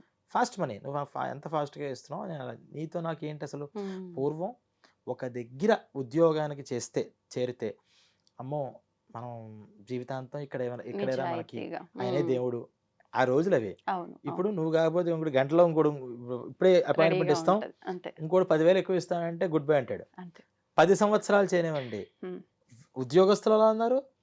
మరి ఇచ్చిన వాళ్ళు అలాగే ఇచ్చేవాళ్ళు అలాగే ఉన్నారు. ఉన్నారు. అయ్యో! 10 సంవత్సరాల నుంచి మన దగ్గర చేశాడే, అవును. ఏడాది నుంచి మన దగ్గర చేశాడే హ్మ్. అని కుటుంబంతో రిలేషన్ ఏర్పడేది. అవును. వాళ్ళ కుటుంబం ఏంటి? వాళ్ళ పరిస్థితి ఏంటి? ఈరోజు ఎందుకు? నువ్వు 10 ఏళ్ళు చెయ్యి. హ్మ్. నాకు నీకన్నా బెటర్ వాడు తక్కువగా వస్తున్నాడు అంతే. వెళ్ళిపో. నాకేం అవసరం అండి. నేను నాకేంటి అవసరం? కష్టపడుతున్నా నాకు డబ్బులు గావాలి. నీతో రిలేషన్ నాకేం పని? అలా దేనికి దానికి తీసేస్తున్నారు. ఆ! అంటే డబ్బులు ఇచ్చేవాడికి, డబ్బులు పుచ్చుకునేవాడికి కూడా రిలేషన్ అనేటువంటిది లేదు. కేవలం కమర్షియల్. అవును. ఈ భౌతికమైనటువంటి ఈ ప్రపంచంలో ఏవి మనం మాట్లాడుకుంటున్నటువంటి ఈ ప్రపంచంలో హ్మ్. మరి ఎథిక్స్ దేనివల్ల వస్తాయి? హ్మ్. కర్మాచరణ వల్ల వస్తాయి. హ్మ్. ఈ పురాణ శ్రవణం వల్ల వస్తూ ఉంటాయి. హ్మ్. అందువల్ల ఈ రోజుల్లో మనం ఖచ్చితంగా ఈ గరుడ పురాణం అలాంటి పురాణాలు అంటే ఏ పురాణమైనా తెలుసుకోవాలి కానీ గరుడ పురాణం కొంచెం ఇంట్రెస్టింగ్‌గా ఉంటుంది. అవును. అంటే మన ఫ్యూచర్ ఫాస్ట్ ఫార్వర్డ్ చేస్తే హ్మ్. అక్కడ ఏంటి మనకు కనిపించామనుకోండి హ్మ్. ఖచ్చితంగా ఇప్పుడు అలర్ట్ అయిపోతాం అవును. అనే విధానంగా చెప్పడానికి హ్మ్. ఉపయోగపడుతూ ఉంటుంది. అంతే ప్రమాదం జరిగేది గనక మనకు ముందే తెలిస్తే జాగ్రత్త పడడానికి అంతే అవకాశం ఉంటుందన్నట్టు. అంతే. హ్మ్. జస్ట్ లైక్ ఆహ్, ఒక స్పీడ్ బ్రేకర్ ముందర ఉంది. అవును. జాగ్రత్తగా వెళ్ళండి అని హ్మ్. రాసినట్టు హ్మ్. ఈ పని చేస్తే ఇది ఉంటుంది. నేను కంట్రోల్ చేయగలను స్పీడ్ బ్రేకర్‌ని కూడా అనుకున్నవాడే బోల్తా కొడుతూ ఉంటాడు. కొడతారు. అవును. తెలిసి కూడా తప్పు చేస్తే ఖచ్చితంగా ఆ నరక హ్మ్. కూపంలోకి వెళ్ళి పడాలి. హ్మ్. కూపం అన్నారు. బావి దాని నుంచి రాలేరట. ఆ! ఇక్కడి నుంచి ఆ ప్రయాణం అంతా బయలుదేరి వెళుతూ ఉంటుంది. హ్మ్. ఇదంతా గరుడక పురాణం గురించి అసలు మన మైండ్ సెట్ సరిగ్గా ఉంటే ఉండాలి. అది సరిగ్గా అర్థమవుతుంది. లేకపోతే ఏమవుతుందంటే ఇది కూడా ఎంటర్‌టైన్‌మెంట్ అవుతుంది. అంతే. ఓహో! ఆ కష్టాలొస్తాయిట, ఈ కష్టాలొస్తాయిట అని చెప్తూ ఉంటాం. మళ్ళీ అదే పని చేస్తూ ఉంటాం. అవును. అవును. దానివల్ల ఉపయోగం ఉంది మనం తెలుసుకునే పురాణాన్ని. హ్మ్. దానివల్ల ఇంకా పాపం ఏంటంటే, ఇందాక మనం ఫస్ట్ మీరడిగారు. తెలియక చేస్తే ఏంటి? తెలిసి చేస్తే. హ్మ్. అప్పటిదాకా తెలియక చేశాడు. అంటే ఆ! గరుడ పురాణంలో ఇది చెప్పారు. ఈ పాపం అనమాట తెలీదు. కానీ ఇప్పుడు ఎంటర్‌టైన్‌మెంట్ కోసం తెలుసుకుని మళ్ళీ హ్మ్. ఆ పాపం చేస్తే ఇప్పుడు డబుల్ పాపం వస్తుంటుంది. అందుకని కామెడీగా వినకుండా సీరియస్‌గా మనం తెలుసుకోవాలి అంటే తెలుసుకోవాలి. ఈ ఇంట్రడక్షన్‌ని బాగా ఈ మైండ్ సెట్‌తో మనం అవును. ఎందుకు తెలుసుకోవాలి? ఇక్కడికి మనకి వచ్చిన పని ఏంటి, ఏ పని మీద మనకు వచ్చాడు, 2 రూమ్స్ అంత ఉంది నాకు బర్డెన్, చాలా వర్క్ నేను కంప్లీట్ చేయాలి. మీరు ఒక రోజు మీకు ఎంత వర్క్ ఉందంటే, ఇన్ని ఫైల్స్, కంప్యూటర్స్, ఈ వీడియోస్ ఇన్ని ఉన్నాయంటే అవును. మీరు ఎంత టెన్షన్ ఫీల్ అవుతారు. ఉమ్. దీన్ని ఎలా ఫస్ట్ క్లియర్ క్లియర్ చేసుకోవాలని. చేయాలి అని. అంతే చెప్తే అంత ఉంటాయిలే ఉండేవి అని కూర్చుని అసుగు కొడుతూ కూర్చోరుగా. పెరుగుతూనే ఉంటుంది అలా ఉంటే. అందుకని మనం ఎంత దాని మీద వచ్చాం, మనం చేయాల్సిన కర్తవ్య కర్మలు టకటక చకటక చేసేసుకుని ఇవన్నీ క్లియర్ చేసేసుకుంటే అయిపోతుంది అని అనకుండా పక్కవాడి గురించి, వాడి గురించి, వీడి గురించి అక్కర్లేని మాటలు, లేనిపోని నిందలు, అయితే ప్రాపగాండా స్టార్ట్ చేయడం, ఇవన్నీ ఎప్పుడు చేస్తామంటే ఆఫీస్ వర్క్ పీక లోతుల్లో ఉన్నప్పుడు అంతా వదిలిపెట్టేసి చిట్ చాట్ చేస్తున్నటువంటి ఎంప్లాయీ ఎంత నెగ్లిజెన్సీ ఉంటుందో, మనం కూడా మనం వచ్చిన పని చూసుకోకుండా వాళ్ళ గురించి వీళ్ళ గురించి ఈర్ష్య పడుతూ, అసూయ పడుతూ, ఇంకోళ్ళని నాశనం చేయాలి, ఇంకోళ్ళని పాడు చేయాలని చూస్తే మన బ్రతుకే నాశనం అయిపోతుంది అనేది మనం గమనించాలి. దీని నుంచి దేంట్లో తలదూర్చకూడదు. మన పని ఏదో మనం చూసుకున్నామా, మనం వీరైతే మనం ఏదైనా ఉపకారం చేయాలి తప్పితే. అందుకని మీకు అష్టాదశ పురాణాలు రాసేసిన తర్వాత ఇది రాసేవయ్యా బాగుంది, ఇన్ని బుక్స్ ఎవరు చదువుతారు, వ్యాస మహర్షిని అడిగారట ఈ ఋషులందరూ. ఇవన్నీ చదవాలన్నా ఓపిక ఉండాలి కదా, అసలు నువ్వేం రాసావు అన్నారట. అయ్యో నేను చాలా రాశాను స్టార్ట్ చేసేట మళ్ళీ ఆయన. అసలు అంత నువ్వు మళ్ళీ మళ్ళీ మళ్ళీ ఇంకో ఏం రాశానో చెప్పడానికి ఇంకో పురాణం చెప్తావు, మళ్ళీ మాకు అంత ఓపిక లేదు, ఒకే ఒక్క శ్లోకంలో చెప్పు, నువ్వు ఇప్పటిదాకా ఏం చెప్పావు దీనికంతే అంటే ఒకే ఒక్క శ్లోకంలో చెప్పంటే, ఒక్క శ్లోకం కూడా దేనికి, నేను హాఫ్ శ్లోకంలో చెప్తాను అన్నట్టు అని శ్లోకం స్టార్ట్ చేసేట ఆయన. శ్లోకార్థేన ప్రవక్ష్యామి యదుక్తం గ్రంథకోటిభి, నాట్ ఓన్లీ బై పురాణాస్. ఇప్పటిదాకా ఎన్ని గ్రంథాలు అయితే ఉన్నాయో, ఈ కోటాను కోట్ల గ్రంథాలు చెప్పింది ఒకటే స్టేట్మెంట్ అని ఆల్రెడీ ఒక శ్లోకం సగం చెప్పేశాడు. శ్లోకార్థేన ప్రవక్ష్యామి యదుక్తం గ్రంథకోటిభి, ఆల్రెడీ హాఫ్ శ్లోకం అయిపోయింది. నెక్స్ట్ లైన్లోనే ఉంది, పరోపకార పుణ్యాయ పాపాయ పరపీడనం. ఇదేరా బాబు అన్ని గ్రంథాలు మొత్తుకుంటుంది, నీకు పుణ్యం కావాలా ఇంకోటికి ఉపకారం చెయ్యి, పాపం కావాలా ఇంకోని హింసించు, ఇంకోనికి ఇబ్బంది పెట్టు. కాబట్టి నాకు పుణ్యం కావాలండి ఉపకారం చేస్తుండు, పాపం కావాలండి హింసిస్తూ ఉండు, పాపం అక్కర్లేదండి రివర్స్ చేసుకో, పుణ్యం చేస్తూ ఉండు, ఎవరిని హింసించకు. ఈ 2 స్టేట్మెంట్లు నీకు అర్థం అవ్వడం కోసం రకరకాల పురాణాలు, రకరకాల వేదాంతాలు, వేదాలని ఇంకోటి నేను చెప్పాం. కాబట్టి ఈ 2 మరి చెప్తే మరి ఎంత చిన్న విషయమే. ఇంకోటి ఉపకారం చేస్తే పుణ్యంట, ఇంకోటికి అపకారం చేస్తే పాపంట. చెప్పడానికి ఎంత సింపుల్ గా ఉంది. అంటే ఎలాగ పాపం అంటే, అపకారం అంటే, నేను పొరపాటున నేనేదో క్యాజువల్ గా ఎక్కిరించా, సరదాగా అన్నా, నా దృష్టిలో ఎక్కిరింపు కూడా కాదు, మిమ్మల్ని ఏదో సరదాగా అన్నా, కానీ మీరు చాలా హర్ట్ అయ్యారు. నా ఇంటెన్షన్ ఏంటి, ఏదో తమాషాకి, కానీ మీరు బాధపడ్డారు లేదా, పడ్డాను. నేను అలా ఉండకూడదు, నేను ఆలోచించాలి, నేను ఈ మాట అంటే అవతల వాళ్ళు ఎలా రియాక్ట్ అవుతారు అని ఆలోచించి అంత ఒళ్ళు దగ్గర పెట్టుకుని మాట్లాడాలి. ఇది అంత కష్టమైన పని. చాలా అవతల మైండ్ సెట్ ని అర్థం చేసుకోవాలి. నాకు అంత చేత కాలేదు, నువ్వు మౌనంగా ఉంటారు అన్నారు. నీకు చేత కాలేదు, సైలెంట్ గా ఉండు. నేను వచ్చి అడిగారు చెప్పు, కామ్ గోయింగ్గా వెళ్ళిపో. ఆ కామ్ గోయింగ్గా వెళితే ఇక్కడ బ్రతకలేమండి. ఈ బ్రతుకు కోసం పెట్టుకుంటే నీ బ్రతుకు నాశనం అయిపోతుంది. ఫస్ట్ నువ్వు కామ్ గోయింగ్గా వెళితే ఎందుకు బ్రతకలేము అనుకుంటున్నావు అంటే, ఇలా ఉండడం ఇష్టం మనకి. ఎవరు ఎలా బాధపడినా పర్వాలా, మన యాక్షన్స్ వల్ల, మన మాటల వల్ల, మన మనోభావాల వల్ల ఎలా బాధపడినా మనకు అక్కర్లేదు, సంబంధమే లేదు. అంటే పాపాయ పరపీడనం అన్నారు కదా, పీడ అంటే ఏంటి, హర్ట్. వాడు ఏ రకంగా హర్ట్ అయినా నీకు వెంటనే పాపం వచ్చేస్తుంది. అది రాకుండా ఉండడం చాలా కష్టం, స్టేట్మెంట్ ఇచ్చేదంత సులువు కాదు. మన జీవితం అంతా ఈ పరోపకారం చేస్తూ ఇంకోళ్ళు ఎవరిని హర్ట్ చేయకుండా ఉండడానికి మనం సాధిస్తే, ఇప్పుడు మనం స్టార్ట్ చేస్తే ఖచ్చితంగా ఒక ద్విపుష్కరం అంటే 24 years పడుతుంది. మన లైఫ్ స్టైల్లో ఎవరిని హింసించకుండా వీలైనంత ఉపకారం మాత్రమే మనం చేయాలి అంటే పర్ఫెక్ట్గా 24 years ఇదే పని మీద మనం సాధన చేస్తే, సాధన అంటే ఏంటి, రోజు మనం ఏ రోజుకి ఆ రోజు ఈరోజు తప్పు చేశాను, నేను కొంచెం జాగ్రత్తగా ఉండాల్సింది అంటే ఏ రోజుకి ఆ రోజు వాడు మలుచుకుంటూ వెళితే 24 years పడుతుంది. ఎప్పుడైతే అది పట్టిందో, అందుకనే ప్రతి సాధనకి మరి దానికి ఏంటి, అందుకనే ఎన్ని గ్రంథాలు చెప్పింది, భాగవతాలు చెప్పి, మంత్రాలు చేయి, పూజలు చేయి, ఏది చేస్తున్నా సరే మన వల్ల ఎవరికి లోక సమస్త సుఖినో భవంతు, లోకం అందరూ బాగుండాలి బాగుండాలి బాగుండాలి, ఈ బాగుండాలి బాగుండాలి బాగుండాలి అని జపం చేసి కనీసం ఎంతైనా సరే నీ మనసులో పడుతుందేమో అని ఇలా చూపించారు.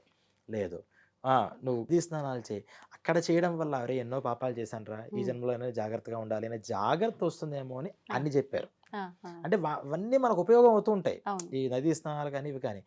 ఇన్ని రకాల మార్గాలు, కోటాను కోట్ల గ్రంథ మార్గాలన్నీ చెప్తుంది ఏంటంటే ఇంకోడికి నువ్వు హర్ట్ చేయకు, చెయ్యకు. వీలైనంత వరకు నువ్వు హెల్ప్ చేయి. ఉమ్. దీన్ని సింపుల్గా చెప్పేస్తామంటే అర్థమైపోతుందండి. అసలు మరి అర్థం. మిగతా దేశాలు, మిగతా మతాలు ఇవన్నీ చెప్తున్న విషయం ఏంటంటే ఉమ్. ఇదే మాట. మీకు ఏ మతాలు చెప్పినా ఇదే చెప్తాయి. ఉమ్. కానీ హిందూ సంస్కృతి గొప్పతనం ఏంటంటే ఇది ఎన్ని రకాల మైండ్ సెట్ ఉన్న మనుషులకే ఎలా ఎలా చెప్పాలి అని అన్ని రకాల మార్గాలు చెప్పేసాయి. ఉమ్. జనరలైజ్ చేసి చెప్పాయి కొన్ని గ్రంథాలు. అవును. జనరల్గా ఇలా ఉండాలి అంతే. ఆ. అది అందరికీ ఎలా ఎప్లికబుల్ అవుతుంది? కాదు, దాన్ని అందరూ అర్థం చేసుకోలేరు. చేసుకోలేదు. ఇది మన స్థాయి వరకు తీసుకొచ్చేసాయి ఈ ఉమ్. పురాణాలు, ఉమ్. ఈ ఆచారాలు, ఈ ధర్మాలు అన్నీ. ఉమ్. దాంట్లో కూడా మళ్ళీ మనం పొల్యూట్ చేసేస్తాం కదా వెంటనే. అంతే. అది ఒక గ్రంథం వచ్చిందంటే దాని వెంటనే మనం పొల్యూట్ చేసేస్తాం. ఒక ఆచారం వచ్చిందంటే పొల్యూట్ చేసేస్తాం. పొల్యూషన్స్ మన వల్ల జరిగాయి కానీ శాస్త్రాల వల్ల కాదు. పురాణాలు రచించినటువంటి వ్యాస మహర్షి ఏమీ పొల్యూషన్ చేయలే. అవును. దాన్ని ఆచరించిన మన పెద్దవాళ్ళు పొల్యూషన్ చేయలే. ఉమ్. మన మైండ్ సెట్ వల్ల కొన్ని కొన్ని పొల్యూషన్స్ మనుష్యులు చేసి చేసి దాన్ని తప్పుని ఎవరికి ఆపాదిస్తారు? పక్కన గ్రంథానికి వాళ్ళ ఆపాదిస్తారు. గ్రంథానికి మీ పక్కన వాళ్ళ- పురాణాలను ఇలాగే చెప్పారండి, మీ గ్రంథాలను ఇలాగే చెప్పారు. ఉమ్. పురాణం ఎప్పుడూ తప్పు చెప్పదు. పొల్యూషన్ చేసింది మనం. ఉమ్. ఆ పొల్యూషన్ లేకుండా కనుక మనం కరెక్ట్గా దాన్ని చూస్తే ఉమ్. దీనికి మించినటువంటి మార్గం కొత్త మీరు ప్రపంచం మొత్తం మీద ఎంతమంది కోట్ల మంది ఉంటారో ఏ మైండ్ సెట్ వాడికి ఈ సాధన దీంట్లో ఎలా వర్కౌట్ అవుతుంది అంటే ప్రతి దానికి సమాధానం మన స్క్రిప్చర్స్లో ఉన్నాయి. ఈ మైండ్ సెట్ ఉంది వీడికి కాబట్టి వీడి భక్తి మార్గంలో అయితే కనెక్ట్ అవుతాడు, ఉమ్. యోగ మార్గంలో కనెక్ట్ అవుతాడు, ధ్యానంతో కనెక్ట్ అవుతాడు, సేవ ఉమ్. వీడి సేవతో అవుతాడు, కర్మ ద్వారా అవుతాడు ఆ. అని మొత్తం అంతా కూడా ఒక జనరలైజ్ చేసేసి ఈ కేటగిరీస్ ఇవి, ఏ మనిషి అయినా సరే ఏదో ఒక కేటగిరీకి చెందుతాడు అని. ఉమ్. ఆ కేటగిరీలో కూడా మళ్ళీ మీ ఎబిలిటీస్ వేరు, నా ఎబిలిటీస్ వేరు. అవును, అవును, మీరు రోజంతా పూజలు చేయలేరు కూర్చుని. అవును. నాకు గంటలోనే పూజ కావాలి, నాకు ఫలితం కావాలంటారు. అంతే. దానికి ఎలా ఇవ్వాలి?